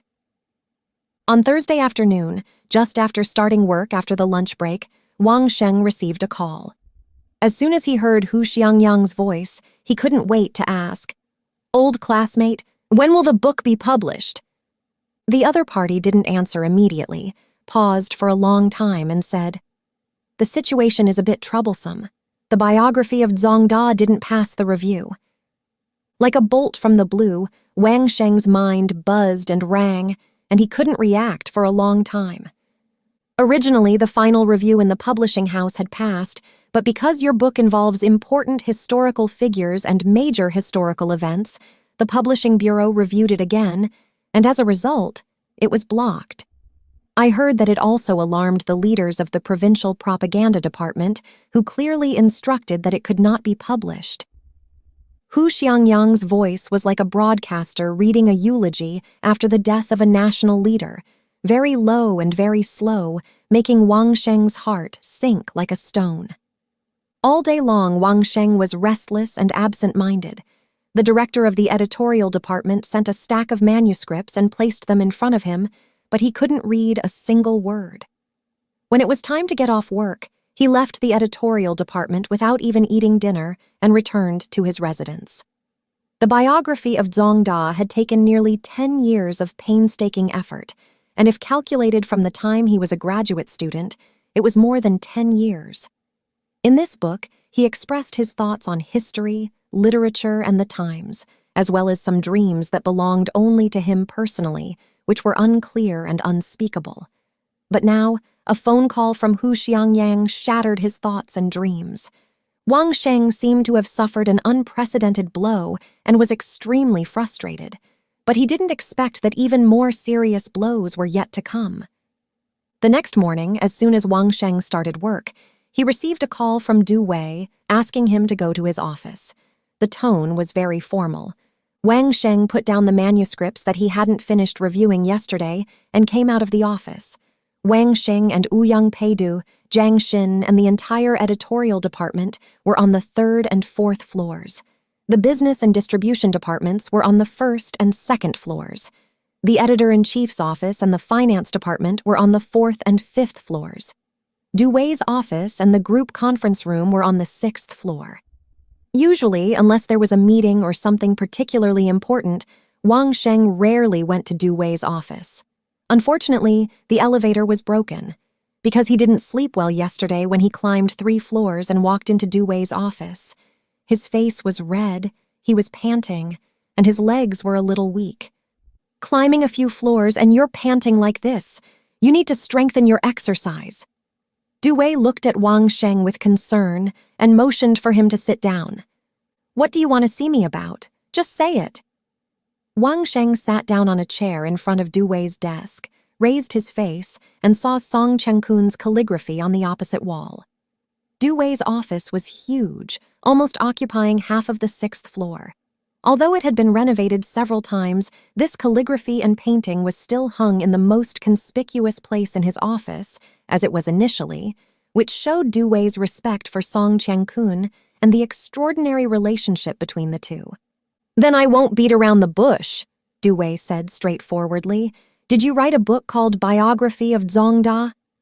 He received a call from Hu Xiangyang yesterday, and Du Wei learned about it today. The Biography of Zhong Da manuscript did not seem to be a simple rejection. Wang Sheng was secretly surprised. "Yes, what's wrong?" Minister Lang called me and specifically talked about your book, Dewey said, sitting on the leather swivel chair behind his desk, his expression serious. I haven't read the manuscript, so I'm not qualified to say anything. I've never even heard of this person, Zong Da, before, and I don't know what his relationship is with Old Song, but I heard Minister Lang say that Old Song's heart disease was triggered after reading the manuscript. He was sent to the hospital for emergency treatment overnight and hasn't been discharged yet. I just went to the hospital to see Old Song with Minister Lang. Your book badly hurt the old man. So serious? Really? Dewey didn't intend to listen to his explanation or defense at all and rudely interrupted Wang Sheng. Don't tell me what might or might not happen. That's just how it is. Minister Lang asked me to talk to you. You are the deputy editor-in-chief. Our group is in a critical stage of restructuring. As the group's chairman and as an old friend, I hope you will focus on the overall situation, not cause trouble and affect your future. The last sentence had a warning tone. Wang Sheng had never heard Dewey speak to him in this tone before. He might have turned against this old friend on the spot if it were before. But he still held back and left Dewey's office without saying a word. The next day was the weekend. Wang Sheng was in a bad mood because of the biography of Zong Da and lay in bed until almost noon before getting up. The pager on his belt rang as he was about to eat at the cafeteria. Wang Sheng's dormitory had never had a phone installed. This pager was provided to each employee by the magazine a few years ago to facilitate contact. Now, this thing was long outdated. Even those young editors who had just arrived had switched to mobile phones. He was the only deputy editor-in-chief who was still using a pager. Once, Zhong Tianyi came to the magazine to find Du Wei and stopped by Wang Sheng's office. When he saw Wang Sheng wearing this thing on his waist, he insisted on throwing it away for him. A dignified deputy editor-in-chief like you doesn't think it's embarrassing, but I think it's embarrassing. Throw it away quickly and get a mobile phone. If you don't have money, I'll buy you a mobile phone, a Samsung or a Motorola. But Wang Sheng refused to throw it away no matter what. At this moment, Wang Sheng took out the pager from his pocket, raised the display screen, and saw a message on it. Come to my house this afternoon if you have time. It was sent by Zhong Tianyi. Wang Sheng was a little surprised. Zhong Tianyi had used a Big Brother mobile phone for many years. Now he suddenly used a pager to call him. There must be something significant. After eating a simple lunch in the cafeteria, Wang Sheng called a taxi and went straight to the Paris Court residential area where Zhong Tianyi lived. Chapter 5. 1. Paris Court. Paris Court is a high-end residential area on the shore of the beautiful South Lake. It has a first-class environment and a high price, several times higher than ordinary commercial housing, making it out of reach for ordinary citizens. The people who live inside are all from the new social class. Zhong Tianyi lived in a duplex apartment with an area of more than 200 square meters. The interior was decorated as magnificently as a palace, and hundreds of thousands of yuan were spent on the decoration. When Zhong Tianyi moved into his new home, he invited several leaders of the popular arts magazine, Du Wei, Ouyang Peiduth, Wang Sheng, Yan Kui, and Jiang Xin, to his home to celebrate. Several people surrounded the crystal chandelier in Zhong Tianyi's living room, which was said to be worth more than 20,000 yuan. They marveled at it like Grandma Liu entering the Grand View Garden.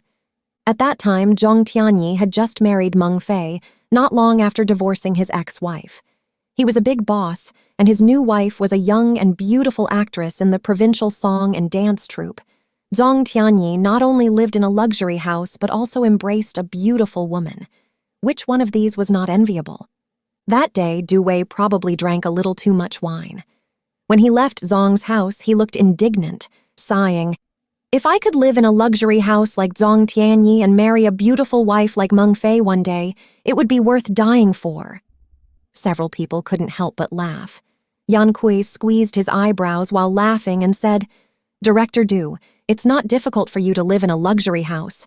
The difficult thing is to change your wife." At that time, Du Wei's wife was still in his old home in Chuzhou. The couple had been separated for a long time. People in the magazine knew that Zhang Lili had a fierce temper, and Du Wei had always feared her. Wang Sheng could hear that Yan Kui's words clearly had some teasing meaning, but out of consideration for Du Wei's face, he deliberately pretended to be confused. Jiang Xin, however, had a sharp tongue and squeezed in unkindly. "Old Yan, talk about yourself. Do you dream of kicking out your country wife and getting a beautiful one?" This choked Yan Kui, and he immediately went silent, his face red as if slapped. Obviously, Jiang Xin hit Yan Kui's soft spot. Not long ago, Yan Kui had been caught by the police on the spot for finding a miss in a nightclub. He was fined a sum of money and detained for a few days. It was still Du Wei who came forward to get him back. Yan Kui was responsible for distribution and often traveled on business. It was commonplace for him to find misses outside. Almost everyone in the magazine knew about it. Du Wei usually turned a blind eye. It was said that Yan Kui didn't find fewer misses to treat him when they traveled on business together. However, this was all hearsay, and no one took it seriously. A few years ago, Du Wei and Yan Kui each bought a house in a newly developed residential area by South Lake. Both were duplex apartments and not far from Paris Court. In the magazine, Du Wei and Yan Kui were the first to buy commercial housing outside. At that time, the magazine had been changed into a media group. Du Wei transferred his wife, Jiang Lili, from Chuzhou and arranged for her to work as a cashier in the group. The management of the Paris Court was rigorous. A burly security guard stood at the entrance, staring fiercely at every visitor. Not only did they have to show their documents to enter and exit the community, but they also had to go through registration procedures, making it seem like a military camp. Wang Sheng didn't bring his documents. The security guard refused to let him in, no matter what. He let him in only after calling Zhong Tianyi to confirm his identity. Like all high-end communities, the environment in Paris Court was very beautiful, with lawns, flower beds, fountains, rockeries, fitness fields, etc. The shape of the community gate was a bit like the Arc de Triomphe. Was that why it was called Paris Court? As Wang Sheng walked through a quiet pine forest towards the building where Zhong Tianyi lived, he suddenly remembered the scene when he and Du Wei visited Song Chiangkun in the South Lake community many years ago. The last time Wang Sheng came to Zhong Tianyi's house was for his daughter An An's first birthday. At that time, the magazine had just been changed into a group. Ouyang Peidu, Yan Kui, and Zhang Xin all came, the same lineup as the last time they celebrated Zhong Tianyi's move. When Wang Sheng pressed the doorbell, he found that the Spring Festival couplets on both sides of the door were still the ones that they had put up when they came last time. 3 years had passed, and they hadn't changed a new pair of couplets. In Wang Sheng's impression, Zhong Tianyi, like most businessmen, attached great importance to the Spring Festival. Not putting up new couplets for 3 consecutive years was not like Zhong Tianyi's habit. The door opened. When Wang Sheng saw Zhong Tianyi standing in front of him, he was shocked. In half a year, he had become black and thin. His hair, which used to be slicked back, was as messy as a pile of thatch. His eyelids were swollen, and those blue eyes were like a cloudy sky, looking dull. Wang Sheng looked towards the house. The living room was very messy, as if he had just moved in and hadn't had time to clean up. The curtains of the floor-to-ceiling windows were half open and half closed, like a stage that had hurriedly lowered the curtain before the performance was over. Wang Sheng knew that Zhong Tianyi's business had not been going well recently. In recent years, the national macroeconomic situation had been sluggish, and the tightening of monetary policy had led to the depression of the real estate industry. Many properties had become unfinished buildings, and many real estate developers had gone bankrupt. Zhong Tianyi was naturally not immune. He didn't have enough money to repay the bank loans. He had approached Du Wei to borrow some cash to repay the debts, but he couldn't borrow the money, so he had to mortgage several of his properties. Zhong Tianyi usually said that Wang Sheng was a bookworm and rarely talked to him about his business affairs.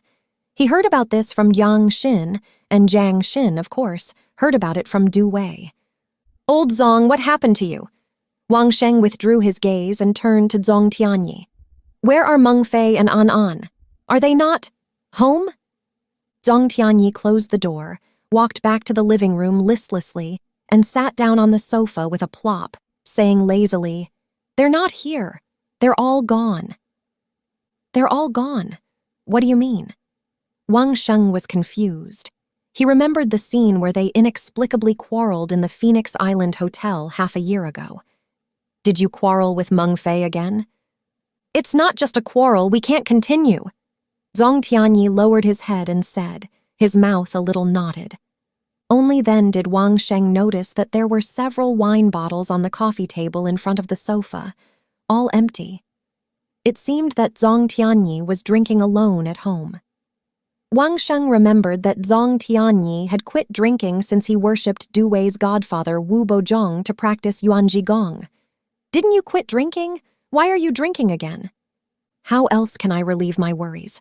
Only with Dukong.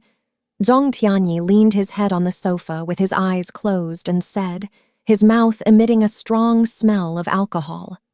Wang Sheng couldn't help but frown. Okay, stop beating around the bush, old Zhong. Where did Meng Fei and Anan go? Where else can they go? Phoenix Island, Zhong Tianyi said hesitantly, as if he had something unspeakable hidden in his heart. Wang Sheng was skeptical. Phoenix Island? Meng Fei works at the hotel. Why would she take the child there too? That's where they should be. It's their home, Zhong Tianyi said, a strange expression appearing on his face. Wang Sheng could hear that there was something behind Zhong Tianyi's words, but he asked several times, and Zhong Tianyi was hesitant and wouldn't say. He was a little impatient. If you don't tell me, I'm leaving. After saying this, he pretended to leave. Zhong Tianyi grabbed him. Okay. He nodded as if he had made a big decision and walked upstairs. A few minutes later, Zhong Tianyi came down from upstairs, holding a thin piece of paper in his hand, and handed it to Wang Sheng. Wang Sheng took it and looked at it. It was a DNA test result, with An's name written on it. The result column was 0.01%. What does this mean? Wang Sheng looked at the big letter, a little confused. No parental relationship with me. Zhong Tianyi smiled miserably. An is not my own. After saying this, he took the test result from Wang Sheng's hand, crumpled it into a ball, held it in his palm, and rubbed it hard, as if he wanted to tear the test result to pieces. Wang Sheng was stunned. His mind was blank for a long time, like a child in the playground of the brick factory watching open-air movies. The film gap on the screen is now a lightning pattern, with ears ringing and a burst of tearing murmur. He suddenly remembered the rumors he had heard in the group a while ago. Someone saw several children on Xiaolong Mountain, all with hawk eyes like Wu Bozhong, and said that Wu Bozhong treated infertility, not because his pills had any miraculous effect, but because he himself had planted the seeds. Wu Bozhong was so old, but he could still take root. He was really a god. Some even said that Wu Bozhong was not Du Wei's godfather, but his biological father. Du Wei's hawk eyes were exactly the same as Wu Bozhong's. For a time, this sensational gossip spread like wildfire in the group, becoming more and more bizarre. Wang Sheng never believed in this kind of gossip and didn't pay attention to it. So, the rumors are true, Wang Sheng muttered, not knowing whether he was asking himself or Zhong Tianyi. He turned his gaze to a large, enlarged color photo in the center of the living room. It was a family photo of Zhong Tianyi, Meng Fei, and An. An was wearing a white short skirt, tied with two little buns that were sticking out, being held in the middle by her mom and dad, like a beautiful angel, with a smile on her face that was so bright. What a happy family it looked like. After Meng Fei gave birth to An, Zhong Tianyi felt like he had gotten a treasure. For a long time, he stayed home almost all day, guarding An and putting his business aside. But now, he couldn't bear to think about it anymore. What exactly is going on, old Zhong? Zhong Tianyi lit a cigarette, took a puff, and said slowly, After marrying Meng Fei, I always thought I was very happy. You also thought I was very happy. The only fly in the ointment was that we didn't have children. You know, my previous country wife, Kestrel, gave birth to a son for me, called Xiao Xiao, Zhong Xiao Xiao, but he died of illness later. At that time, I was out of town, I didn't even go back to see him once when he was sick. Kestrel divorced me because of this. At that time, I had already gotten together with Meng Fei. At that time, I had just established a branch company in Chuzhou City not long ago, and I was busy with business. I rarely went back to Red Rock Valley throughout the year. I wasn't even at home when my son was born. When I first met Meng Fei, she was still a dance hostess at the Red Moon Dance Hall outside the south gate of Chuzhou City. My company and the Red Moon Dance Hall were on the same street. Yes, it's that little street you've been to. On weekends or when I was free at night, I often went to the Red Moon to listen to songs and dance. That's how I met Meng Fei. At that time, Meng Fei had just come from the countryside. She was only 15 and still a girl who didn't know the world. Her face was full of innocence, and she didn't even dare to lift her eyelids when talking to guests. She was timid, like a shy mimosa about to bloom. She didn't dare to accept tips from guests and was often scolded by the boss. However, she sang really well. Once I heard her sing Mountain Road 18 Bends. The mountain road here has 18 bends. The waterway here has 9 interconnected rings. The mountain songs here are lined up in pairs. The mountain songs here are strung together. Yeah, without these 18 bends, there would be no mountain girl as beautiful as water. Without these 9 interconnected rings, there would be no raft man as strong as the mountain. 18 bends, 9 interconnected rings. 18 bends, 9 interconnected rings. Her singing immediately took me back to those days when I roamed Pigu Mountain as a teenager. Her voice was natural and had not been artificially modified in any way. It had a natural and fresh texture, clear and bright, like a gurgling stream flowing straight into people's hearts. Later, she sang a Taiwanese song, If There's Wine to Sell, the theme song of the movie Papa, Can You Hear Me Sing? It wasn't the first time I had heard it, but that time Meng Fei's singing ultimately moved me. So many years have passed, and I still remember every lyric. How familiar the voice is. Accompanying me through so many years of wind and rain, never needing to remember, never forgetting. Without heaven, where would there be earth? Without earth, where would there be a home? Without a home, where would there be you? Without you, where would there be me? If you had not raised me, giving me a warm life, if you had not protected me, what would my fate be? It was you who raised me, accompanying me to say my first words. It was you who gave me a home. Let me share it with you, although you can't speak a word. You understand the black and white and truth and falsehood of the world even better. Although you don't express your true feelings, you have devoted your enthusiastic life. The familiar voice comes from afar, reminding me of your kind heart. When will you return to my side again? Let me sing with you again, if there's wine to sell. She sang so sincerely and emotionally as if she was telling her own personal experience. That day, I sat in the front row and clearly saw her eyes full of tears. After singing the last sentence, she was already sobbing and ran off the dance floor, covering her face. From then on, I remembered this girl named Meng Fei. From then on, whenever I went to the Red Moon, I would ask Meng Fei to dance with me. After dancing, I sometimes invited her to chat in the private room. Of course, I had to pay by the hour. I gradually learned about Meng Fei's background. Her real name was Tsui Tsui, and her parents were ordinary farmers in the Pigu Mountains. Tsui Tsui had an older brother named Dongzhu, who often took her to play in the mountains when she was a child, using a bamboo basket as a fishing net to catch fish in the mountain streams, using a slingshot to shoot pheasants, and chopping wood to hunt rabbits. Tsui Tsui liked to sing mountain songs.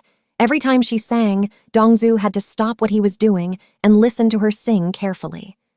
Dongzhu said, "Little sister, your voice is excellent, no worse than the singers on TV.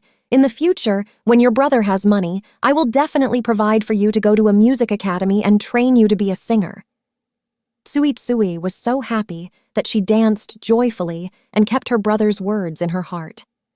When Tsui Tsui was 12 years old, her parents collected herbs in the mountains when they encountered a mudslide and were buried on the way home.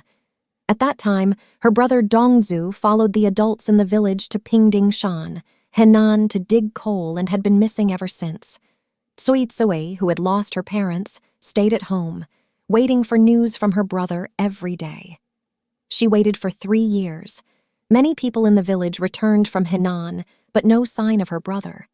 People told her that Dongzhu had been buried in a mine more than 10 meters below the ground in a roof collapse accident. To avoid compensation, the black-hearted boss deleted Dongzhu's name from the list of deceased miners. In other words, Dongzhu had lost his life for nothing, without even a penny of compensation. To bury her parents, all the money the family had was spent. Helpless and penniless, Tsui Tsui heard people returning from the city say, "Tsui Tsui, there are many dance halls in the city that urgently need people who can sing well. I heard they make a lot of money. You sing well, why don't you try it?" In this way, Tsui Tsui went to the city from the countryside. After being hired by the dance hall, the boss thought her name was too rustic and changed it to Meng Fei. From Meng Fei, I seemed to see my own lonely childhood. It was from that time that I fell in love with her. I vowed to fulfill the unfulfilled wish of Meng Fei's brother, to provide for her to go to a music academy and train her to be a singer. I fulfilled my vow. I not only sent her to study at the provincial art school, but also used connections to get her a formal singing position in the song and dance troupe. All that I did was because I loved her. For her, I was willing to give everything, including my previous marriage and even family affection. I have never regretted it. After the child I had with Kestrel died, I always regretted it in my heart. After marrying Meng Fei, my biggest wish was to have a child, whether a boy or a girl. But we had been married for several years, and Meng Fei had not conceived. I was anxious in my heart and took Meng Fei everywhere to seek medical treatment, but it didn't work. I gradually became anxious and restless, and both my body and mind became uncomfortable. At that time, Du Wei's godfather, Wu Bozhong, established the Yuanji Cultural Research Association on Phoenix Island, opening classes and setting up altars to recruit disciples. He was very famous inside and outside the province. Once, Du Wei suggested that I worship his godfather as my teacher, saying that I could practice Yuanji Gong and cure Meng Fei's infertility. I agreed. Du Wei and I had been friends for many years. Over the years, as a director of the Popular Arts magazine, I also participated in some tourism real estate projects developed by the magazine on Phoenix Island. Du Wei and I were not only old friends, but also partners. I had no reason not to trust him. At that time, Wu Bozhong was building the Wugong Shrine on Phoenix Island, and money was urgently needed. When I heard about it, I didn't hesitate to give Wu Bozhong 1 million yuan. At the same time, I also worshipped Wu Bozhong as my teacher and became his formal disciple. On the day of the worship, I also took Meng Fei. Curing her infertility was my real purpose for worshipping Wu Bozhong and giving him 1 million yuan. Du Wei, Wu Bozhong, and I all knew this well. But what I never dreamed of was that my wishful thinking would eventually destroy my marriage with Meng Fei. Zhang Tianyi stopped talking here and sighed. The cigarette in his hand was about to burn out, emitting wisps of smoke. Through the smoke, Wang Sheng saw that Zhang Tianyi looked depressed and a bit old. He could not help but be in a trance, remembered in the south gate of Chuzhou City, on the top floor of the building, listening to Zhang Tianyi recounting his own legend of the history of the development of the scene. At that time, Zhang Tianyi was in his 20s, in his prime, wearing the halo of a young entrepreneur on his head, looking so complacent.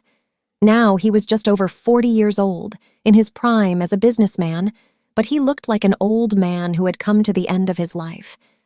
The cigarette burned his finger. Zhang Tianyi was burned, and the hand holding the cigarette trembled. He threw away the cigarette butt. For a while, every time I went to Xiaolong Mountain, I would take Meng Fei with me. Zhang Tianyi continued. When I practiced with Wu Bozhong, she would watch from the side. At that time, the resort hotel was under construction. I was both a shareholder and one of the project's contractors, so I often had to go to the construction site to supervise. After practicing, I would leave Meng Fei in the Wugong Shrine and let Wu Bozhong send power to treat her infertility. I usually practiced with Wu Bozhong in the VIP room, which was decorated very comfortably and luxuriously. It had a couch for resting and a washroom with hot water available 24 hours a day. If I was tired from practicing, I could take a shower at any time. I could call if I were hungry or thirsty, and the waiter would soon bring me delicious snacks, refreshments, coffee, or cold drinks. The service conditions were no worse than those of a 5-star hotel. People who could enter the VIP room were all gold card members of the Yuanji Cultural Research Association. The membership fee was tens of thousands of yuan per year. Since I had sponsored 1 million yuan to the Wugong Shrine, Wu Bozhong gave me a gold card. When I returned from the construction site several times, I saw Meng Fei staying in the VIP room. Only she and Wu Bozhong were inside. Once, Meng Fei was even wearing a bathrobe as if she had just taken a shower. Wu Bozhong was lying on the wide sofa in the VIP room that was big enough to sleep 2 people, squinting his eyes as if asleep. Seeing me come in, he was slightly surprised, yawned, and said vaguely, "I just finished sending her power and you're back." After finishing, he dragged his slippers out of the VIP room. Wu Bozhong's still hard and robust body did not look like an old man in his 70s. I suddenly remembered the time when I took my mother to Bozhong's clinic for medical treatment in Pai Town many years ago.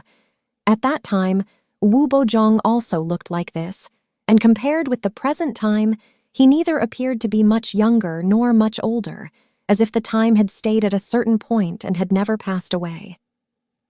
I remember that once, when I returned to the clinic from Du Wei's, I saw Bozhong alone with my mother in the consultation room. Since then, Mom's madness not only did not get better, but got worse. Zhang Tianyi took out another cigarette from the cigarette case, but didn't light it. He held it in his hand and rubbed it until it was crushed. The charred tobacco fell on the coffee table, and a strange expression appeared on his face. When Ann was over 2 years old, I found that she looked less and less like me. Her face, mouth, and nose all looked like Meng Fei's, but her eyes looked like someone else's, not Meng Fei's or mine, Wu Bozhong's. After realizing this, I found it hard to believe. For a long time, I couldn't eat or sleep well. Later, I got sick, seriously sick. When I was hospitalized, I took Ann on with me and had her DNA tested. The result was that Ann and I were not related by blood. I couldn't believe it, so I had a special checkup. The result was that I had lost my fertility a long time ago. I collapsed all of a sudden. In less than a month, I lost a lot of weight. I lost interest in everything and left all the business affairs to my deputy. At that time, because the resort hotel was busy with performances, Meng Fei lived on Phoenix Island and rarely came home. I sent Ann to her and then locked myself in the house, not going out for days. Except for eating, I would just sleep. Actually, I couldn't sleep either. I often had dreams, sometimes even during the day. My most frequent dream was about my mother and the old Pai Town primary school house. Every time I dreamed of my mother with disheveled hair, singing and walking back and forth on the street, followed by a group of children shouting, "Mad woman, mad woman!" Once I even dreamed of my father. I was not even 3 years old when he disappeared. I don't even remember what he looked like. I only remember a photo of my father in a frame on the wall of the old house. He was very handsome, a typical handsome man. Growing up, I found that, like my father, I also had blue eyes. This was the only thing that made me look like my father. Later, I saw a photo in the old rattan box that my father left behind, the one you've seen. The photo was taken in 1938. A handsome man stood in the middle, and a blonde woman stood next to the man. You once told me that the handsome man and the blonde woman were my grandfather and grandmother, Zhong Da and Anna. Do you know why I called you here? I had a strange dream just yesterday at noon, a real daydream. I dreamed of the handsome man and the blonde woman in the photo. The ones you mentioned were my grandfather and grandmother, Zhong Da and Anna. I also dreamed of my father. In the dream, my father was a teenager. He wore a suit and shorts like a young capitalist master in a movie. After waking up, I rummaged through my house trying to find that photo. After a lot of tossing, I remembered that the photo and the old rattan box had been thrown away by me many years ago. I suddenly felt an unprecedented sense of loss. I used to think I had nothing to do with them. But now I have found that every step I had taken since I was born was inextricably linked to them. I suddenly developed a strong interest in them and wanted to know where I came from and where I was going. Is this what Christianity and Buddhism talk about? Before practicing Yuanji Gong, I almost believed in Christianity and Buddhism, but now I don't believe in anything, including Yuanji Gong. I've practiced for so long, but haven't opened my third eye. I'm telling you, Wu Bozhong is a liar, and his adopted son, our common friend Du Wei, is also a liar. Wu Bozhong and Du Wei deceived me. They have been deceiving me for decades. Wang Sheng, I heard that you are writing a book, a biography about Zhongda, my grandfather. I want to know what kind of person he was. I especially want to go back and see where my father left this world. My father must have dreamed of his father, who is my grandfather, before he died. I heard that people have to find their roots before they die. That's what I'm doing now. Do you know where I want to return to now? Speaking of this, Zhong Tianyi softly uttered 3 words. Red Rock Valley. Hearing this name, which was both strange and familiar, Wang Sheng was surprised again. 2. Disillusionment. More than half a year ago, when Zhong Tianyi received 2 test reports from the hospital, one was the malignant tumor pathology report, and the other was the DNA test report for his daughter An An. It was as if he had been hit in the temples by 2 consecutive heavy punches, each more forceful and fatal than the last. His eyes were full of stars.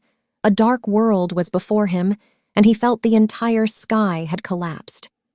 As the saying goes, blessings never come in pairs, and misfortunes never come alone. What collapsed on top of Zhong Tianyi was not just one sky, but 2 skies, 3 skies. The first sky was his life, terminal liver cancer, meaning that he would soon reach the end of his life. The second sky was An An. The DNA results proved that An An was not his biological child. The third sky was his marriage to Meng Fei. Like broken glass, all 3 skies shattered simultaneously, emitting an ear-piercing screech that deafened him. Zhong Tianyi didn't know how he drove the car home. He ran a red light at an intersection and almost hit a young woman crossing the street with her child. Fortunately, it was Sunday, and there were no traffic police on duty. Otherwise, he would have been taken directly to the traffic police team to be dealt with.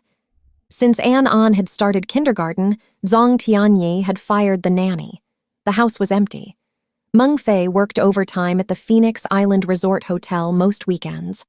That day, she stayed home for a rare weekend and took An An to the newly built Happy Valley amusement park. She hadn't come back yet. It was not until after 2 o'clock in the afternoon that the mother and daughter came home. Seeing Zhong Tianyi sitting in the living room in a daze, Meng Fei was a little surprised and asked him if he had eaten lunch and, if not, if he should make him something. Zhong Tianyi shook his head and said he wasn't hungry. And Anne, holding a joy doll balloon taller than her, rushed into Zhong Tianyi's arms as soon as she entered the house and kissed him on the cheek with a sound. In the past, every time Zhong Tianyi came home from outside, the first thing he did was kiss An An's little face. And An learned from him, and every time she came home from kindergarten, she would first kiss him on the face. But at that time, Zhong Tianyi didn't return the kiss to An An. On the contrary, he dodged to the side and frowned involuntarily. He immediately realized this was too much for a child who had just turned 3 years old, so he forced a smile and asked perfunctorily, "Was Joy Valley fun?" And Anne pouted, saying, "It wasn't fun at all because Daddy didn't go." Zhong Tianyi cared for the child most of the time, and An An was closer to him than Meng Fei. He was the one who took her to sleep at night. At this moment, hearing An An's words, Zhong Tianyi couldn't help but feel a little sad, and his eyes turned red. He turned his face away to hide it, and told Meng Fei to use the bathroom, putting An An down from his body. Zhong Tianyi stayed in the bathroom for a full 15 minutes, but when he returned to the living room, Meng Fei had already coaxed An An to sleep in the bedroom. She sat alone on the sofa, staring at the ashtray on the coffee table. The 2 cigarette butts in the ashtray were left over after Zhong Tianyi had finished smoking. As if the smell of smoke was still lingering in the air, Meng Fei fanned her delicate lotus fingers in front of her face and asked, "Old Zhong, You quit smoking since I gave birth to Anan. Why are you smoking again today? Zhong Tianyi didn't answer. Instead, he picked up the handbag that was thrown in the corner of the sofa, took out a test report from it, and handed it to Meng Fei without saying a word. Meng Fei took the test report.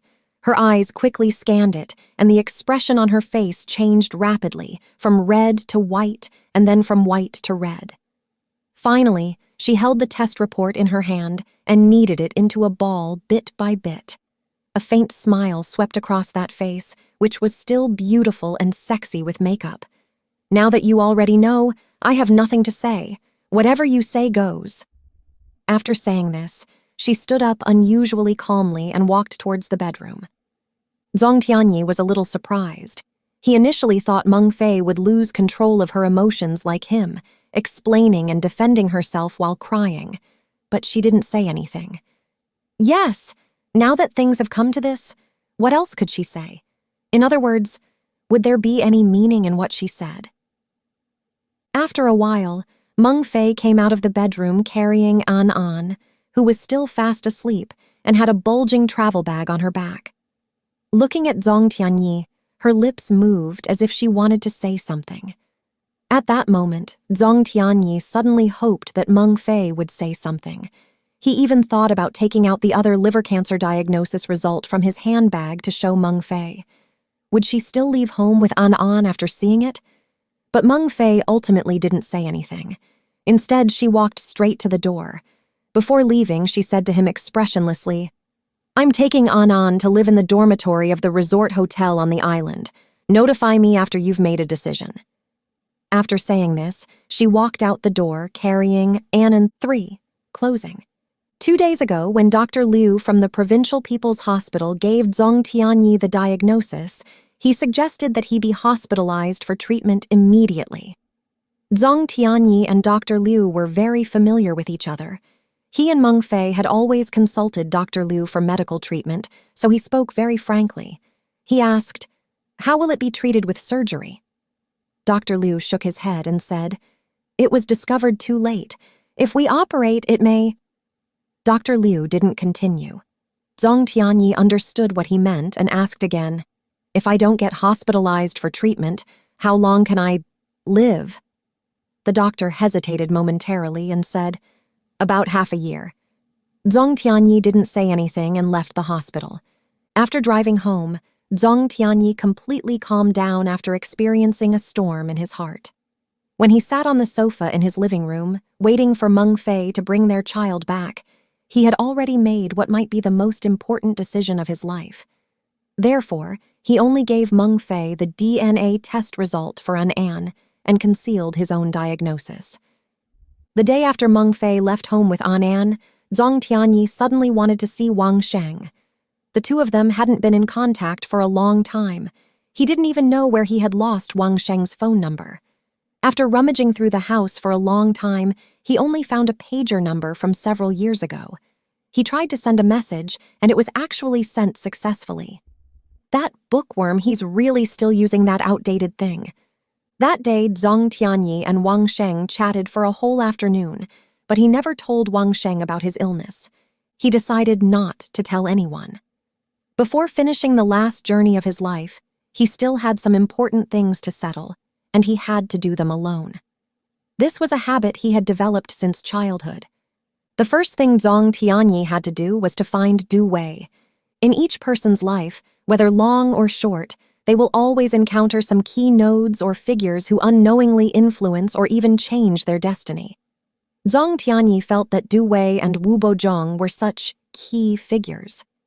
From the time he took his mother to Bozhong Clinic to see a doctor many years ago and first met these two people to later encountering Du Wei in Chuzhou City, to Du Wei becoming the president of Popular Arts magazine and the two starting business cooperation, all the way to Du Wei taking him to Phoenix Island to worship Wu Bozhong as his teacher and donating 1 million yuan, everything seemed to be leading to the final result, An's DNA test result.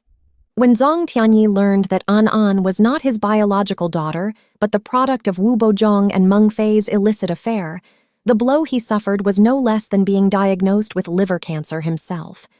At that moment, he felt that malignant tumors did not destroy his life, but by Wu Bozhong and Du Wei, these two key figures whom he regarded as friends and teachers. He concentrated all his anger and hatred on these two people. Zhang Tianyi decided to find Du Wei first. He called Du Wei's cell and office phones, but no one answered. He had no choice but to call Du Wei's home. Zhang Tianyi had known Du Wei's wife, Zhang Lili, since he was in Chuzhou. When they got married, he gave them a TV as a congratulatory gift. When Du Wei moved into his new home, he went to congratulate them and gave them a generous gift. Usually, Zhang Lili was very warm to him. Still, when Zhang Lili heard that he was looking for Du Wei this time, she was very cold, without any of her usual enthusiasm, as if Zhang Tianyi was not Du Wei's old friend of many years, but a stranger she had never met. Zhang Lili said that Du Wei was on a business trip. Zhang Tianyi asked where Du Wei had gone on a business trip, but she stammered and couldn't answer. Zhang Tianyi asked again when Du Wei would return, but Zhang Lili still didn't know. When he asked again, she simply hung up the phone. Zhang Tianyi decided to find Wu Bozhong. There was a direct highway from the city to Phoenix Island, plus the ferry, and it took less than an hour to get there. In the past, every time Zhang Tianyi went to Wugong Shrine, the staff treated him like a VIP. When he arrived at the door, a receptionist dressed in tang suits would greet him, calling him Director Zhang affectionately. Even He San, the always expressionless security minister, would be full of smiles, personally taking him into the VIP room on the second floor and then reporting to Wu Bozhong. Wu Bozhong would come to the VIP room within 15 minutes, no matter how busy he was. When he saw him, he clapped his hands and shook hands, not missing any Chinese or Western etiquette. The members of the Yuanji Research Association were divided into two types, gold card and silver card. The two types of membership cards had different prices and enjoyed different treatments. Silver card members could only listen to Wu Bozhong's practice reports in the lobby on the first floor, while gold card members could enter the VIP room on the second floor and be personally taught the exercises by Wu Bozhong on a one-on-one basis. But this time, as soon as Zhang Tianyi walked to the gate of Wugong Shrine, he was stopped by two security guards who asked him to show his membership card. Zhang Tianyi didn't bring his gold card. In the past, no one had ever asked him to show his gold card when he entered Wugong Shrine. Everyone inside and outside Wugong Shrine, from top to bottom, knew his special relationship with Wu Bozhong. "I am Zhang Tianyi," Zhang Tianyi said to the two security guards and was about to force his way in, but one of the burly security guards grabbed his sleeve and said, "Even if you are Zhang Tianyi, you have to show your membership card." Zhang Tianyi said, "But I didn't bring it today." The security guard said, "You can't go in without a card. Minister He San has set this rule." "I am Grandmaster Wu's senior disciple," Zhang Tianyi said angrily. "Didn't Minister He tell you?" The two security guards still refused to let him go. Just as they were at a stalemate, Security Minister He San walked out from inside. Seeing Zhang Tianyi, he didn't even greet him. In the past, He San was always respectful and polite to Zhang Tianyi, but today he acted as if he didn't know him. He had no choice but to take the initiative to greet He San. "Old He, Minister He, these two security guards are new. I didn't bring my membership card. Is Grandmaster Wu there?" "Grandmaster is not here. Tell me what you want," He San said in a stiff tone, his impatient look like he was treating a troublemaker. Zhang Tianyi knew that He San was lying. Usually, He San was inseparable from Wu Bozhong. If Wu Bozhong went out, he would definitely follow him. It was impossible for him to stay in Wugong Shrine. Zhang Tianyi was not only angry but also indignant, feeling that he had been insulted as never before. "Do you know I donated 1 million to Grandmaster Wu to build this Wugong Shrine?" "I don't know about that," He San said with a straight face, without even raising his eyelids. "Even if I knew, I wouldn't let you in. Director Zhang, don't make things difficult for me." Zhang Tianyi heard something in He San's words and asked, Why?" But He San didn't answer. At this moment, several members showed their membership cards and wanted to enter Wugong Shrine. The security guards stopped them at the door. It was morning, and more people were entering Wugong Shrine to practice. Some faces were familiar, and they were obviously members who often came to Wugong Shrine. Some faces were unfamiliar, and it seemed that they were ordinary believers of Yuanji Gong who were coming to Phoenix Island for the first time. A gold card member who knew Zhang Tianyi took the initiative to greet him. "Director Zhang, it's been a long time since I've seen you come to practice." Zhang Tianyi murmured vaguely. He-san impolitely told him, "Don't block the entrance and affect other people's entry and exit." Zhang Tianyi felt as if he had been slapped in the face by two people in public, his face turning red and white. At this moment, he saw Wu Bozhong's assistant Shu Ku walking out of Wugong Shrine, so he called out, "Assistant Shu." Shu Ku was wearing a black business suit and holding a walkie-talkie. All Wugong Shrine employees wore tang suits, which was Wu Bozhong's requirement, but Shu Ku was the only exception. Half a year ago, Zhang Tianyi saw Shu Ku once at the banquet to welcome Mr. and Mrs. Ba Dong to the resort hotel. Although they hadn't said a word, he was deeply impressed by Wu Bozhong's female assistant. He had heard Du Wei say that Shu Ku graduated from the Chinese department of Dongjiang University and was a talented woman. Shu Ku's beautiful and dignified face still lacked a trace of a smile, but at least she didn't pretend not to know him. "Director Zhang, what are you?" "Oh, I'm looking for Grandmaster Wu, but I didn't bring my membership card. They won't let me in," Zhang Tianyi said a little awkwardly. "Grandmaster Wu is not here. Is he really not here?" Shu Ku hesitated slightly, neither saying that he was there nor wasn't. She looked around, lowered her voice slightly, and said euphemistically, "Director Zhang, Grandmaster won't see you." Zhang Tianyi understood something from Shu Ku's implicit expression and euphemistic tone, but he was still a little unwilling, sneered, raised his voice, and said, "Ha, he's avoiding me. He's afraid that I'll ask him to pay back that 1 million. Zhang Tianyi's voice attracted the attention of several people at the door, who looked at him curiously. He-san glared at him warily and whispered something to the two security guards. The security guards seemed to have received some instructions, turned around, and walked towards Zhang Tianyi, seemingly wanting to drive him away. Seeing this, Shu Ku said to Zhang Tianyi in a low voice, "Director Zhang, I'll relay your words to Grandmaster. You should go back first." Zhang Tianyi heard the other party's kindness in Shu Ku's words. He hesitated for a moment and had to turn around and leave. He walked to the parking lot at the foot of Xiaolong Mountain and looked back at the magnificent Wugong Shrine on the top of the mountain, which was like a palace.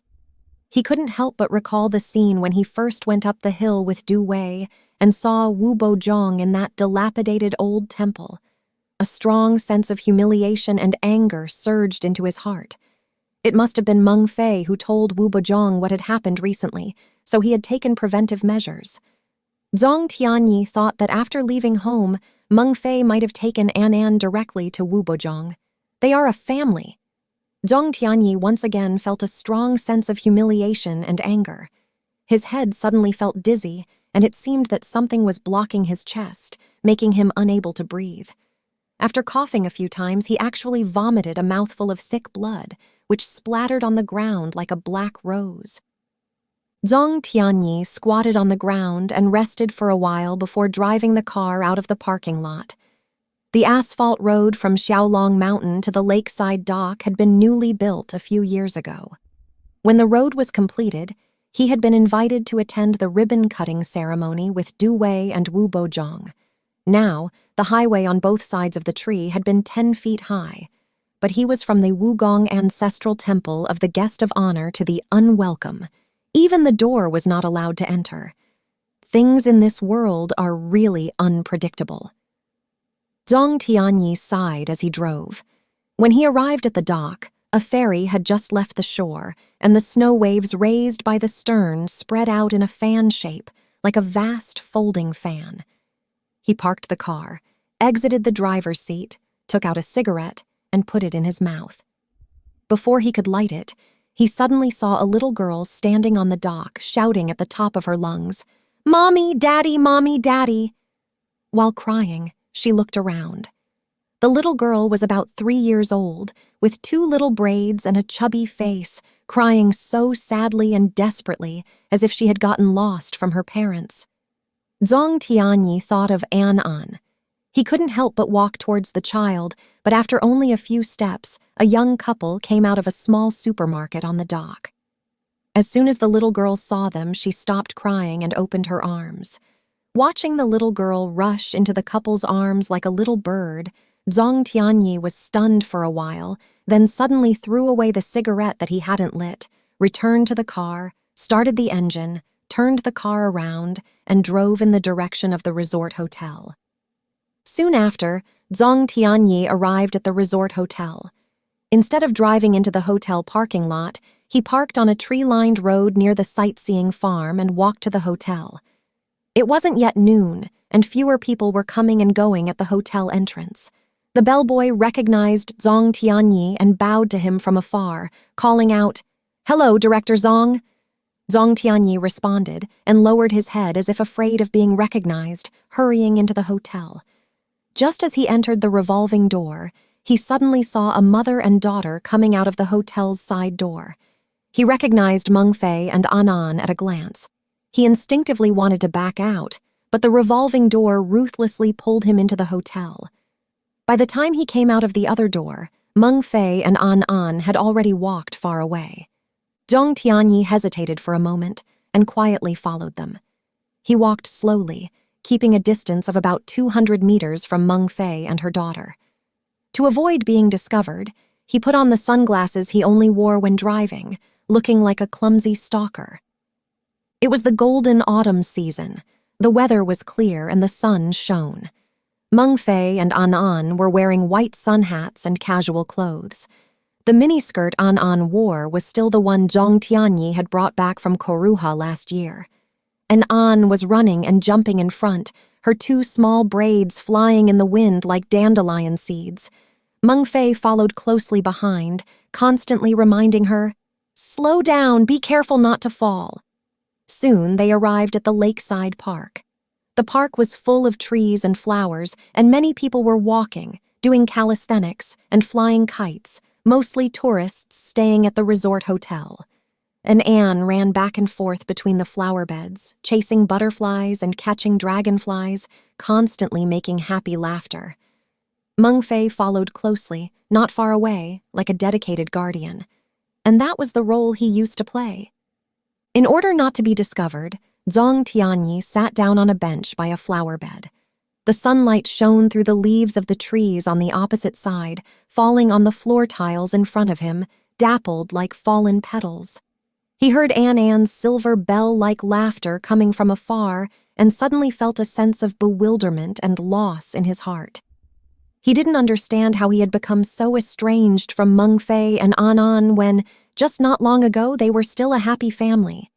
How did all this happen? That's right, it all started with that DNA test report. It was that damned test report that destroyed his family and his life. If it weren't for it, he would be the one playing with An at that moment. Zhang Tianyi's thoughts flew back and forth like dragonflies or butterflies, erratic and uncertain. However, An was not his biological child after all.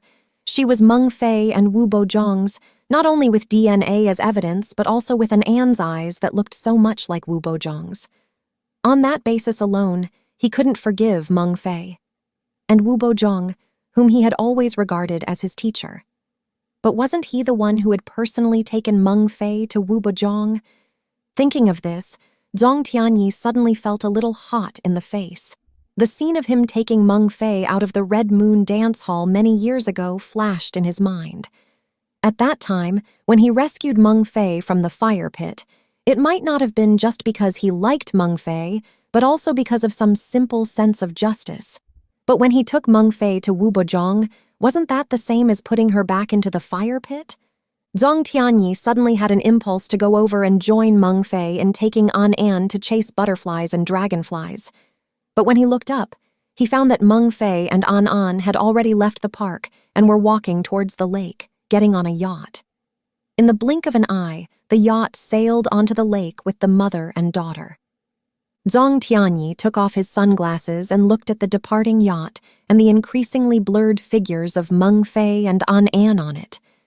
He felt that the hatred and anger that had been accumulating in his heart for the past few days gradually disappeared, like a punctured ball leaking air, leaving only weakness and exhaustion. 4. Searching for roots. 1. After returning from Phoenix Island, Zhang Tianyi began to handle the company's debts and filed for bankruptcy with the court for the 2 companies under his name. He entrusted this matter to his younger sister, Gu Zheng. After graduating from Dongjiang University, Gu Zheng worked as a lawyer at a law firm. Because of the divorce from Kestrel, Gu Zheng had always harbored a grudge against him. Over the years, the siblings rarely met. She not only didn't come to celebrate when Zhang Tianyi and Meng Fei got married, but she also didn't come when An An was born and turned 1 year old. Zhang Tianyi knew his younger sister's stubborn temper, but he could do nothing. Even so, he decided to entrust the bankruptcy application to Gu Zheng. But when Zhang Tianyi finished writing a power of attorney and planned to send it to Gu Zheng, she said she was on a business trip. Business trip? When will you be back? On the phone, Gu Zheng's voice was still as cold as before, sounding very distant. If you have anything, wait until I get back. He hesitated for a moment and said, Okay then, I'm going on a long trip and don't know when I'll be back. He said with a somewhat tricky voice, I'll mail the documents to you. After saying this, he hung up the phone. Zhang Tianyi was indeed going on a long trip. In addition to the daily necessities, he only took a laptop when he set out. It contained the electronic version of the biography of Zongda that Wang Sheng had emailed to him. He wanted to read it on the road. His first stop was Pai Town. After moving from Chuzhou to the provincial capital, Zhang Tianyi had not returned to Pai Town for many years.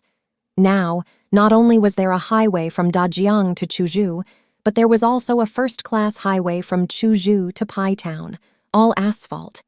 It used to take 6 or 7 hours, but now it only took more than 3 hours. As he drove his Mercedes on the streets of Pai Town, he saw rows of buildings lining both sides of the street.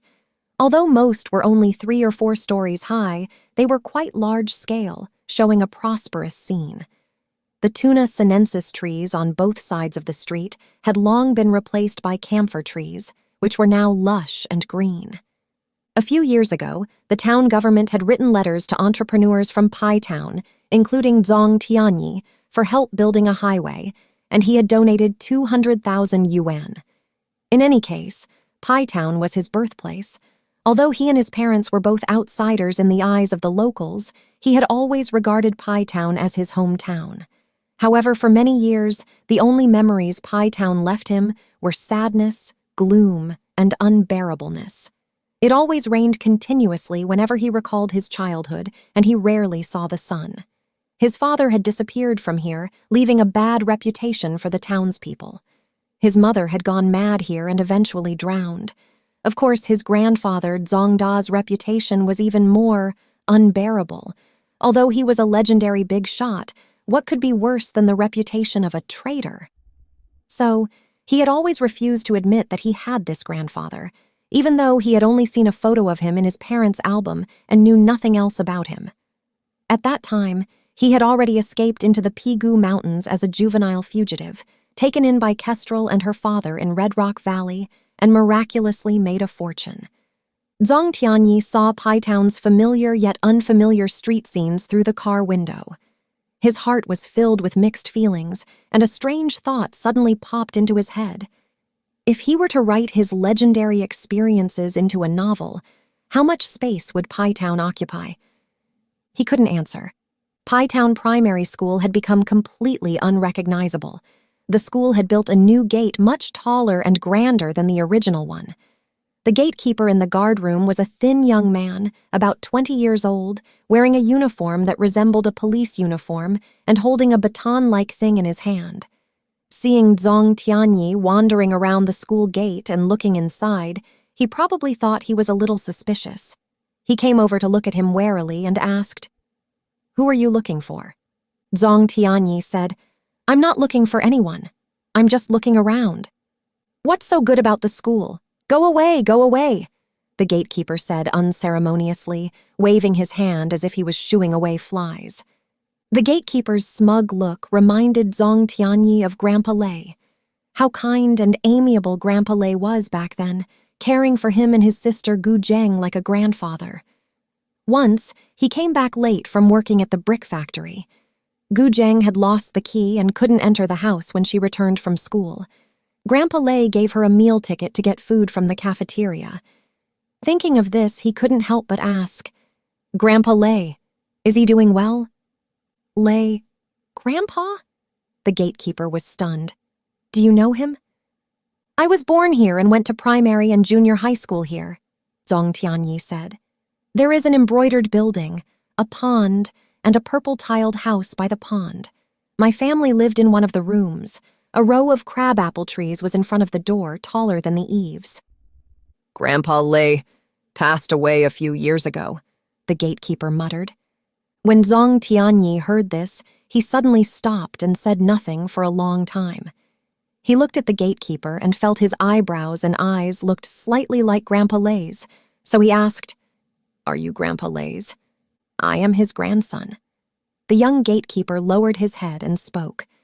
After a moment, he raised his head and murmured, "The pond, the purple-tiled house, the crabapple trees, and the embroidered building you mentioned are long gone.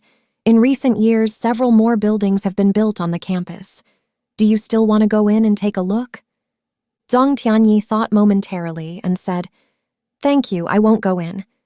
After leaving Town Primary School, Zhang Tianyi drove to the brick factory by the river. The brick factory had completely stopped production. The factory buildings collapsed or were demolished, leaving only the chimney like an abandoned giant. He remembered the scene when he worked as a temporary worker at the brick factory and invited Wang Sheng and Ba Dong to eat shredded pork noodles in the town's restaurant after receiving his first salary. He couldn't forget that he had poked Principal Gong's eyes blind with a red-tasseled spear and fled to the brick factory's shed. At that time, Wang Sheng, whose father was the director of the brick factory, had informed him that the police station was arresting him, which allowed him to escape overnight. The past was unbearable to recall, yet it was nostalgic. Zhang Tianyi took several photos with his mobile phone. He stood on the ruins of the old brick factory for a long time, and Wang Sheng's father's empty sleeve, which he saw for the first time like a broken flag, swayed back and forth in front of his eyes. That afternoon, Zhang Tianyi left Town and drove along the newly built Shanghai-Chengdu Expressway, crossing provincial borders, passing through a dozen towns of various sizes, and spending 3 whole days traversing most of southern China. Zhang Tianyi spent all 3 nights in simple roadside hotels. Whenever he arrived at a place, he would take out his laptop and call up the electronic version of the biography of Zhang Da that Wang Cheng had sent him by email to read. All of Zhang Tianyi's literary literacy came from the books he read from his parents' old boxes in his youth. Over the years, he had not read a decent book for a long time because he was busy doing business. He mostly browsed commercial information and gossip news online, rarely reading serious articles, let alone electronic books of hundreds of thousands of words. However, for the biography of Zhang Da, he read it carefully and attentively, and he even read some chapters several times. When a person is about to end his life, he longs to know where he comes from and where he is going, and this unpublished book by Wang Cheng could help him answer this question. Through Zhang Da's life trajectory, he was approaching the root of his own life step by step, but strangely, he was not excited. His heart was as still as water, surprisingly calm, as if Zhang Da, written by Wang Cheng, was a person completely unrelated to him.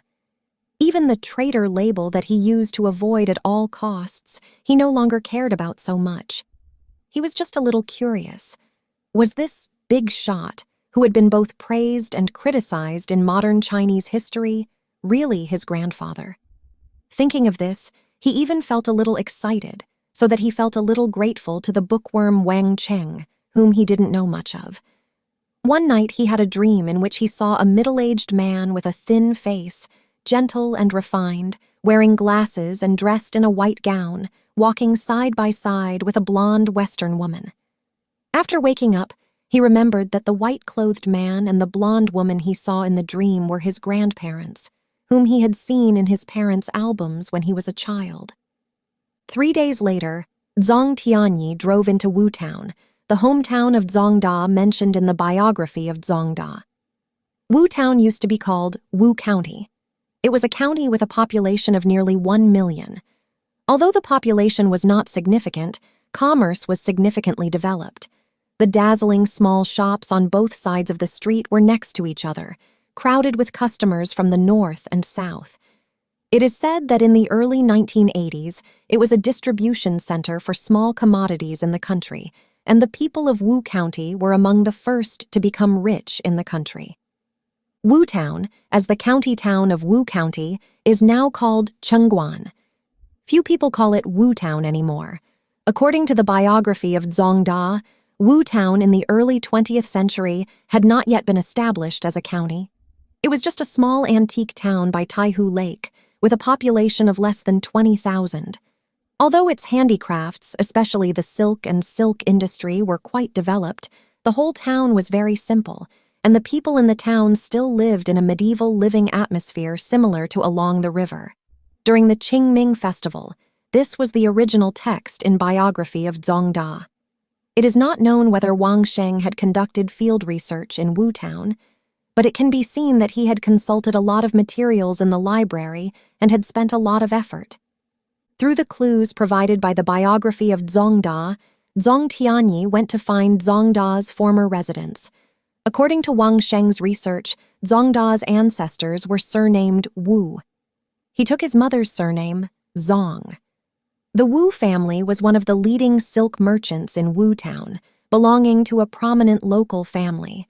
But by the time of his father's death, due to the joint suppression by imperialism and domestic bureaucratic capital, national capital, including the silk industry, had declined sharply, and the Wu family's silk factories had all fallen into the hands of others.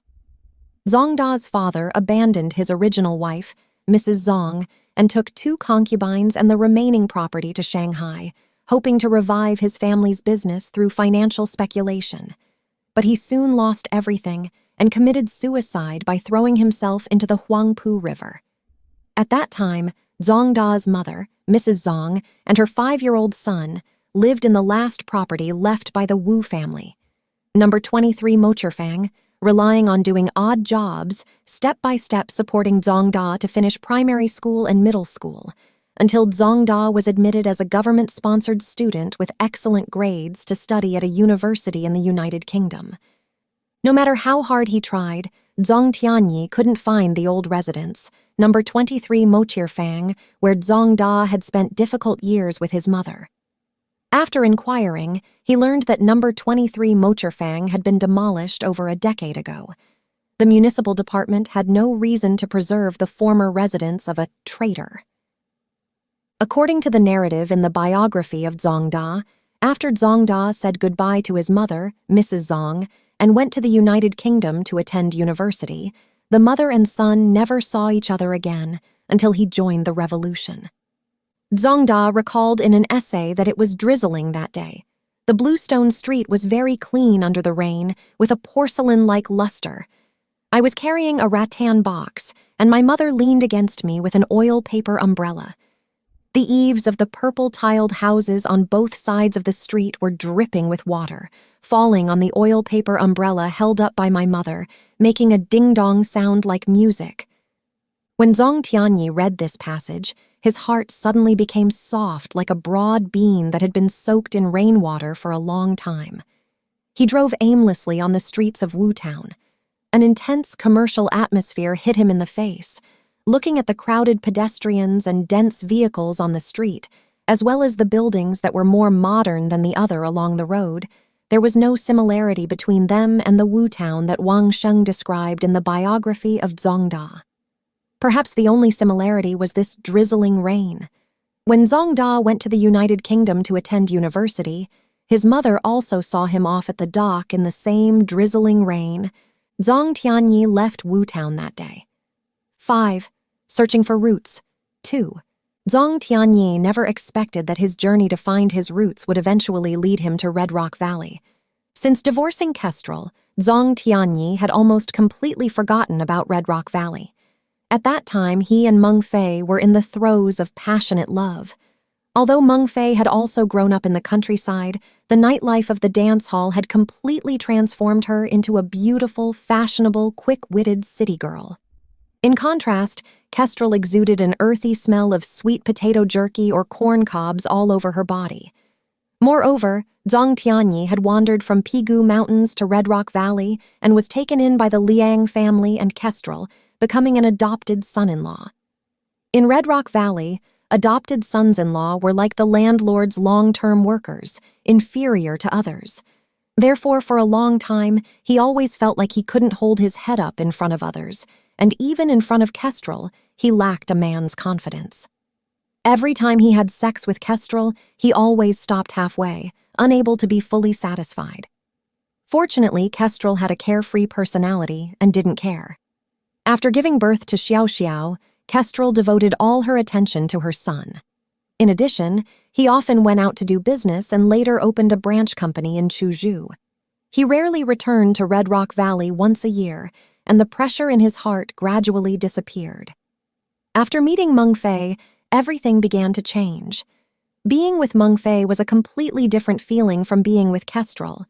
In front of Meng Fei, he played the role of a hero saving a beauty. He rescued Meng Fei from an oppressed dance hostess and trained her to be an actress in a formal art troupe. He was the master of Meng Fei's destiny.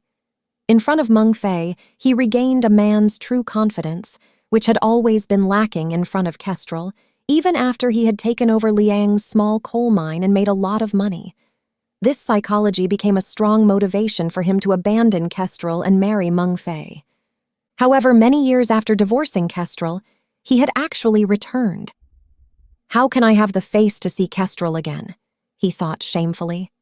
Speaking of which, the Liang family was his savior. But when Liang Kui passed away, although he was in Chuzhou, which was only half a day's journey from Red Rock Valley, he didn't even return to pay his respects to his father-in-law. What's more, when he proposed to divorce Kestrel, his son was seriously ill. When Kestrel took Xiao Xiao to Dajiang for treatment, he traveled abroad with Meng Fei. It was his younger sister, Gu Zheng, who accompanied Kestrel and her son to the hospital. Kestrel was a stubborn woman. Not long after, she agreed to his divorce request. He initially thought that Kestrel would make more demands on the property. After all, he had made his first fortune starting from Red Rock Valley. But to his surprise, Kestrel didn't mention a word, and only wrote one sentence on the returned divorce agreement. Xiao Xiao is gone. Seeing these words, his heart sank. He had only met his son a few times after birth, let alone fulfilled his responsibility as a father. Suddenly, his son was no longer in this world, and he was going to divorce his mother. He couldn't help but feel a burst of remorse, but this remorse quickly disappeared. For a businessman, no emotional burden can resist the temptation of reality.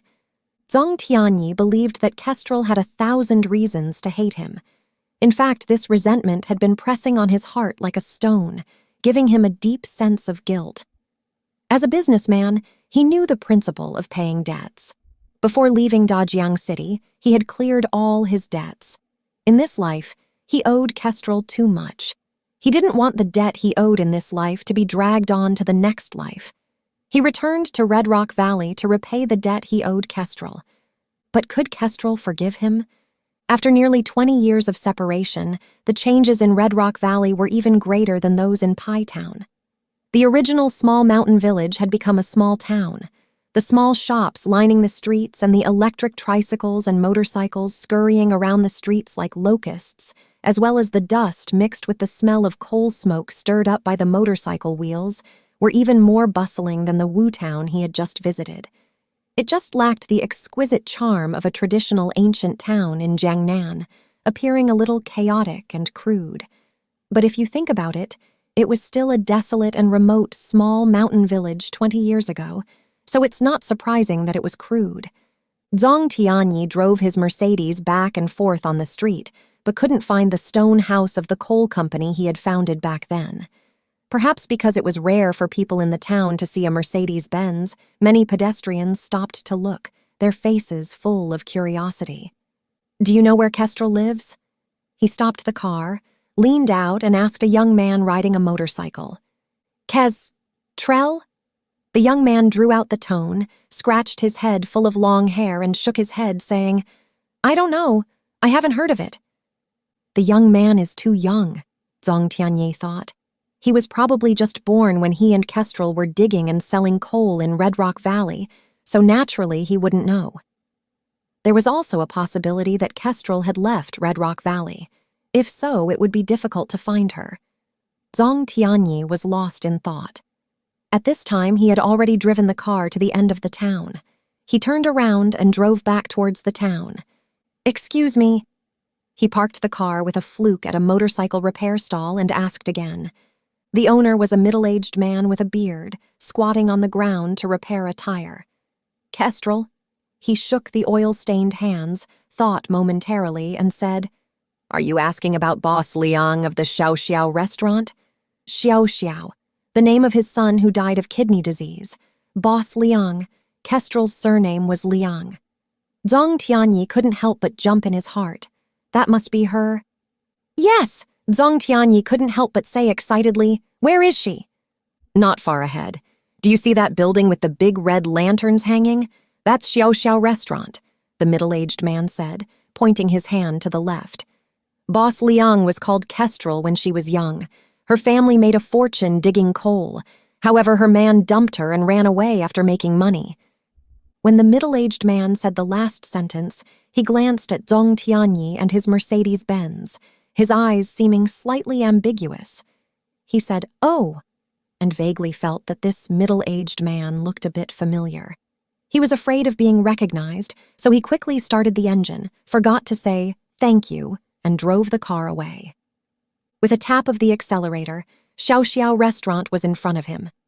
Zhang Tianyi stopped the car, got out, and looked up at the 3-story restaurant. Several red lanterns hung under the eaves on both sides of the gate. Above the lanterns hung a plaque with the words Xiao restaurant, written in artistic characters. Zhang Tianyi's gaze lingered on the plaque for about half a minute before he lifted his leg and walked into the restaurant. It was almost 2 o'clock in the afternoon. The peak lunch period had passed, and the restaurant had few customers. Behind the cash register, a female cashier wearing lotus-colored clothes and pants was checking the cash flow with an electronic calculator.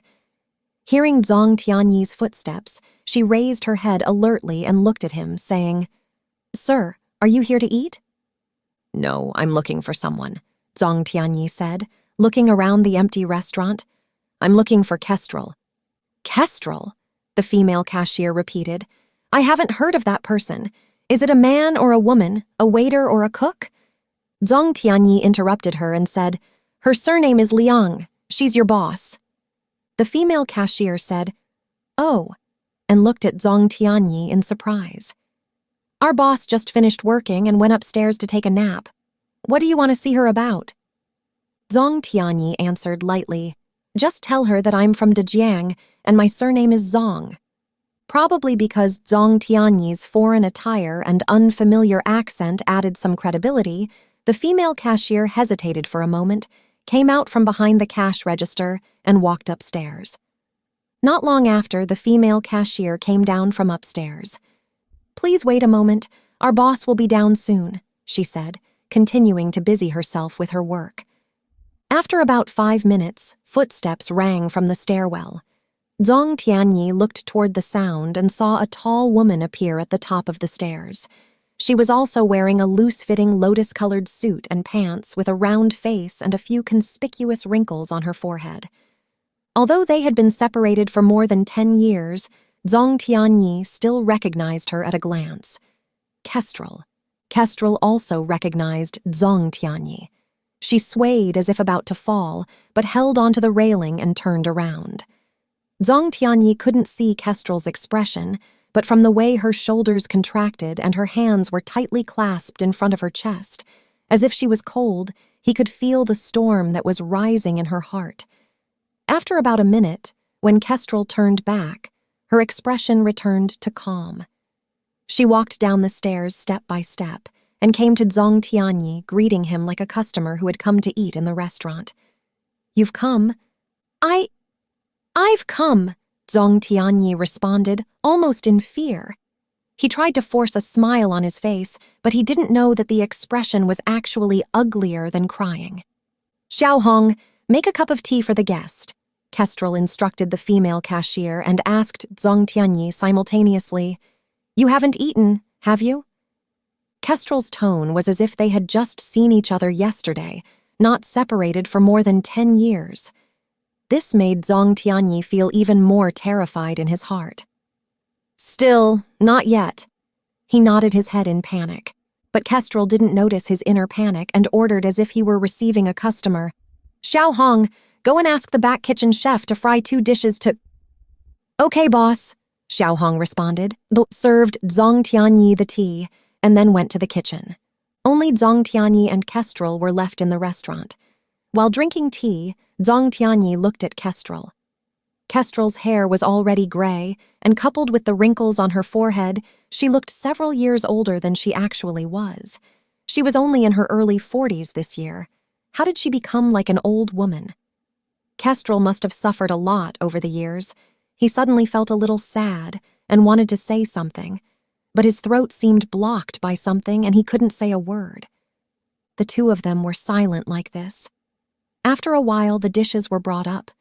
As soon as he smelled the fragrance, Zhong Tianyi realized that he had been driving all morning and hadn't eaten a grain of rice. He was really hungry. Without caring about anything, he devoured the food. During the entire process of his eating, Kestrel sat beside him silently. When he finished eating the last bite of food and looked up, he met a gentle gaze, like an electric current passing through his whole body.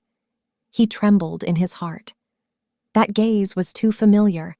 In the past, every time Kestrel went to the small coal mine to deliver food to him, she would silently watch him finish eating like this. Kestrel seemed to have noticed Zhong Tianyi's thoughts and lowered her eyelids in a concealed manner. "After so many years, why did you think of coming to Red Rock Valley? What did you come to do?" "I just came to see you," Zhong Tianyi said, pausing, seemingly worried that Kestrel wouldn't believe him, and adding, "I wanted to visit your father's grave. I didn't pay my respects when he passed away. I'm sorry to him. It's rare that you still remember my father." A hint of a smile appeared on Kestrel's face, but there was clearly a glint of tears in her eyes. "What are you saying? Without your father and you, there wouldn't be me, Zhong Tianyi." As soon as Zhong Tianyi said this, the tears in Kestrel's eyes burst out like a flood breaking its banks. She covered her face with her hands and choked. "Don't say it." From Kestrel's trembling shoulders, Zhong Tianyi felt that the chasm that had formed between them over the past decade, the love and hate, the affection and animosity, the poverty and wealth, the betrayal and loyalty, the health and illness, everything was smoothed over in an instant by a giant hand of time. Zhong Tianyi asked Kestrel to accompany him to his father-in-law's grave in the afternoon. He originally wanted to drive his own car, but Kestrel said that the chassis of a sedan was too low and the road up the mountain was difficult, so it was better to drive her car. Kestrel drove a beige pickup truck. The body and wheels were covered with dirt, so you could tell that it was often driven on mountain roads. Kestrel opened the car door with a missing piece of paint and skillfully got into the driver's seat. "This is the second pickup truck I've driven. I rely on it to purchase goods every day," she said, looking at Zhong Tianyi, who was staring at her in a daze. "What are you staring at? Get in the car." The road up the mountain was indeed challenging. Not far after leaving the town, it became bumpy. Several sections of the road were like makeshift paths paved with stones and cinders after being washed away by floods. On the hillsides on both sides of the road, there were abandoned small coal mines everywhere, scarred and black, like exposed human organs, emitting an offensive odor. Zhong Tianyi remembered that after he made a fortune digging and selling coal, the villagers of Red Rock Valley had opened up mines on their respective contracted land. Some had also dug out coal, while others had dug out nothing but had ruined their good farmland. After the government banned the illegal mining of small coal mines, the land was destroyed like this, and the villagers couldn't plant crops either, so they went to work in the city one by one. Red Rock Valley has turned into a desolate mountain, Kestrel said softly with a sigh as she drove. Zhang Tianyi heard a hint of self-reproach in her words and also felt a little uncomfortable in his heart. Kestrel said that her father was buried next to the 2 small coal mines he had opened. More than a decade had passed, and the small coal mines were surrounded by thatch taller than a person. The surrounding area was covered with waist-high thickets of thorns, making it difficult to find them without careful identification. Zhang Tianyi followed Kestrel and had a lot of trouble before finally finding that solitary grave on a barren hillside. My father repeatedly told me to bury him here.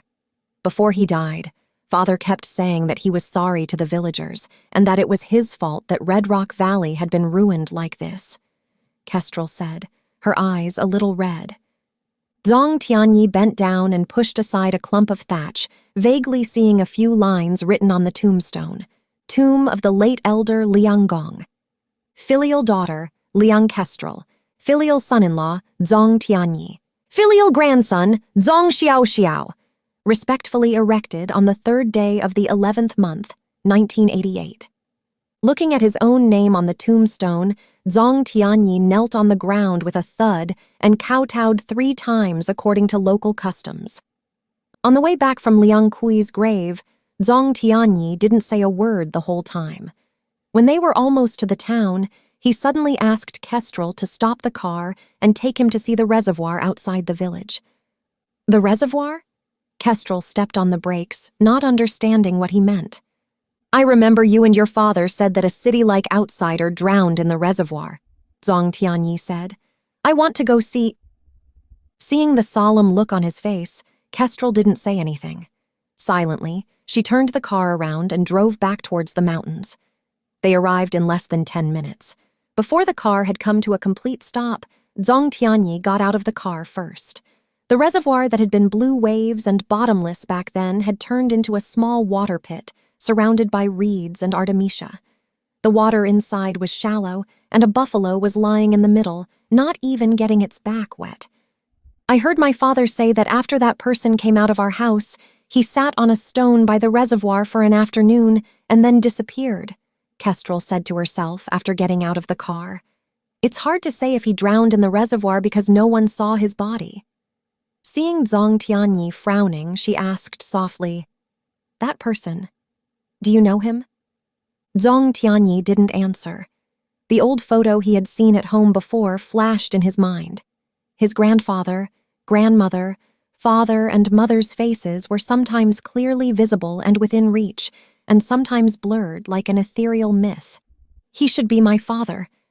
Zhang Tianyi groaned, suddenly feeling a sharp pain in his head. His vision went black, and he fell to the ground. 6. Destination. When Zhang Tianyi woke up, 2 days had already passed. He opened his eyes and found himself in a rather simple hospital, clearly a small town hospital. He touched his head. It still ached a bit. Dr. Liu had said that the cancer cells had already spread to his brain, and further down they would attack his heart. He couldn't help but groan. Just then, someone approached his bedside and said softly, You've finally woken up. Zhang Tianyi recognized the cashier from the tiny tavern, Xiao Hong. Where am I? You're in our town's hospital, Xiao Hong said, and seeing his confused expression, she added, After you fainted, you gave our boss quite a scare. She rushed you to the hospital. Our boss has been watching over you these past 2 days and only asked me to come replace her today, saying she was going back to simmer some soup to nourish you. As Xiao Hong spoke, her eyes wandered over Zhang Tianyi, a hint of something else in her gaze. He instinctively avoided her eyes. Kestrel. Oh, I mean your boss. Did she say anything else? Our boss said... Xiao Hong hesitated, sizing him up. You're Liang Tian's father. Upon hearing this, Zhang Tianyi's heart skipped a beat. Who is Liang Tian? It's Xiao. Xiao Hong raised her eyebrows. Liang Tian is the formal name the boss gave him after he started school. Xiao Xiao. Liangtian, kidney disease. So, Kestrel's words, Xiao Xiao is gone, were false. Xiao Xiao wasn't dead.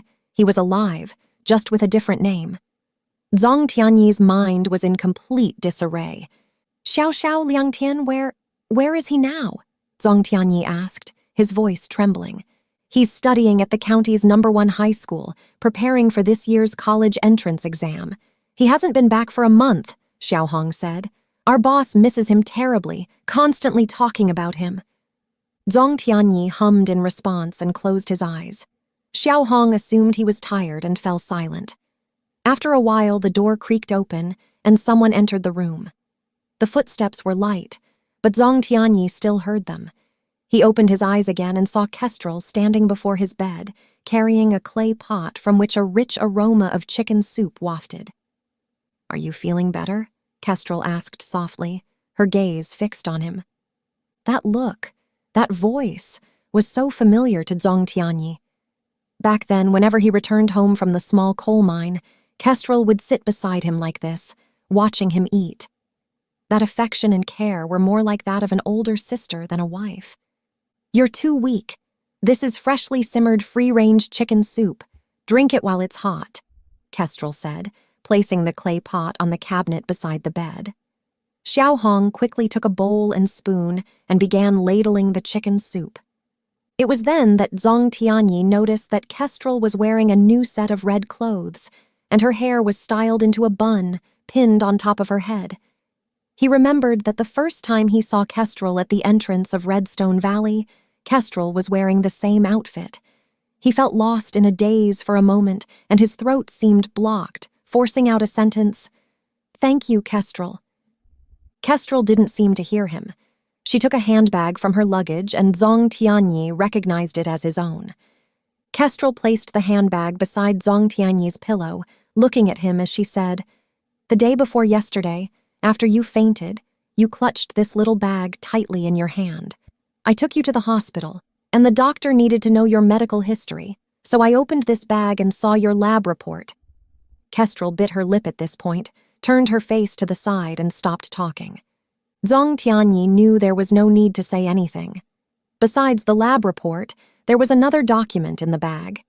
It was a commercial insurance policy he had recently purchased for 2 million yuan, with Kestrel as the beneficiary. If he had known that Xiao Xiao was still alive, then he would have certainly added Xiao Xiao's name. But adding it or not was irrelevant. The important thing was that his son was alive.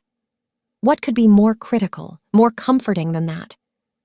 Zhang Tianyi remained silent for a long while before asking softly, "Xiao Xiao, Liangtian, when will he be back? I want to see him." Kestrel's body trembled slightly. She turned her face, her eyes red-rimmed. "The college entrance exam is in 2 months. The child can't come back for the time being."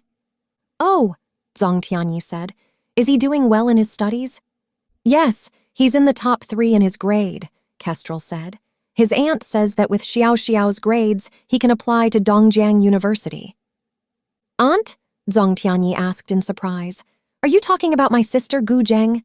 "Yes, last year she even sent a lot of college entrance exam review materials to Xiao Xiao."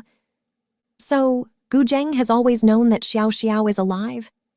"Yes, she's always known," Kestrel nodded frankly.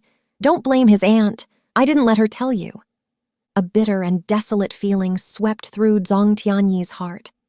But everything was his own doing. Who could he blame? Perhaps this was fate, something beyond individual control, just like his grandfather, Zhang Da, and his father, Zhang Xiaotian. Although the fates of his grandfather and father were vastly different, they had one striking similarity. Their deaths or disappearances were both like a mystery, still subject to speculation.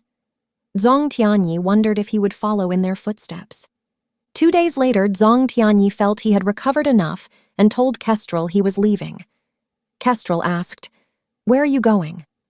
Zhang Tianyi hesitated and said, "I don't know. Wherever I end up, I guess. Anyway, I don't have many days left." "You came all the way to Redstone Valley just to tell me this?" Kestrel glared at him, seemingly a little angry. Zhang Tianyi couldn't answer for a moment. You're not going anywhere.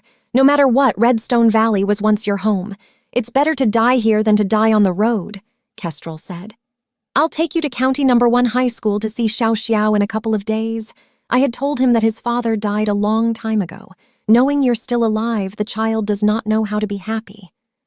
A wave of gratitude and shame surged in Zhang Tianyi's heart. He stared at Kestrel and asked tremblingly, Don't you hate me? Hate? Of course I hate you. If I didn't hate you, would I have kept the fact that Xiao Xiao was alive a secret from you all this time? Kestrel rolled her eyes at him. But I didn't completely lie to you. Back then, the big hospital doctors said that Xiao Xiao's illness was hopeless. If it hadn't been for meeting an old traditional Chinese medicine doctor later. She choked up and couldn't continue. Zhang Tianyi's eyes blurred with tears.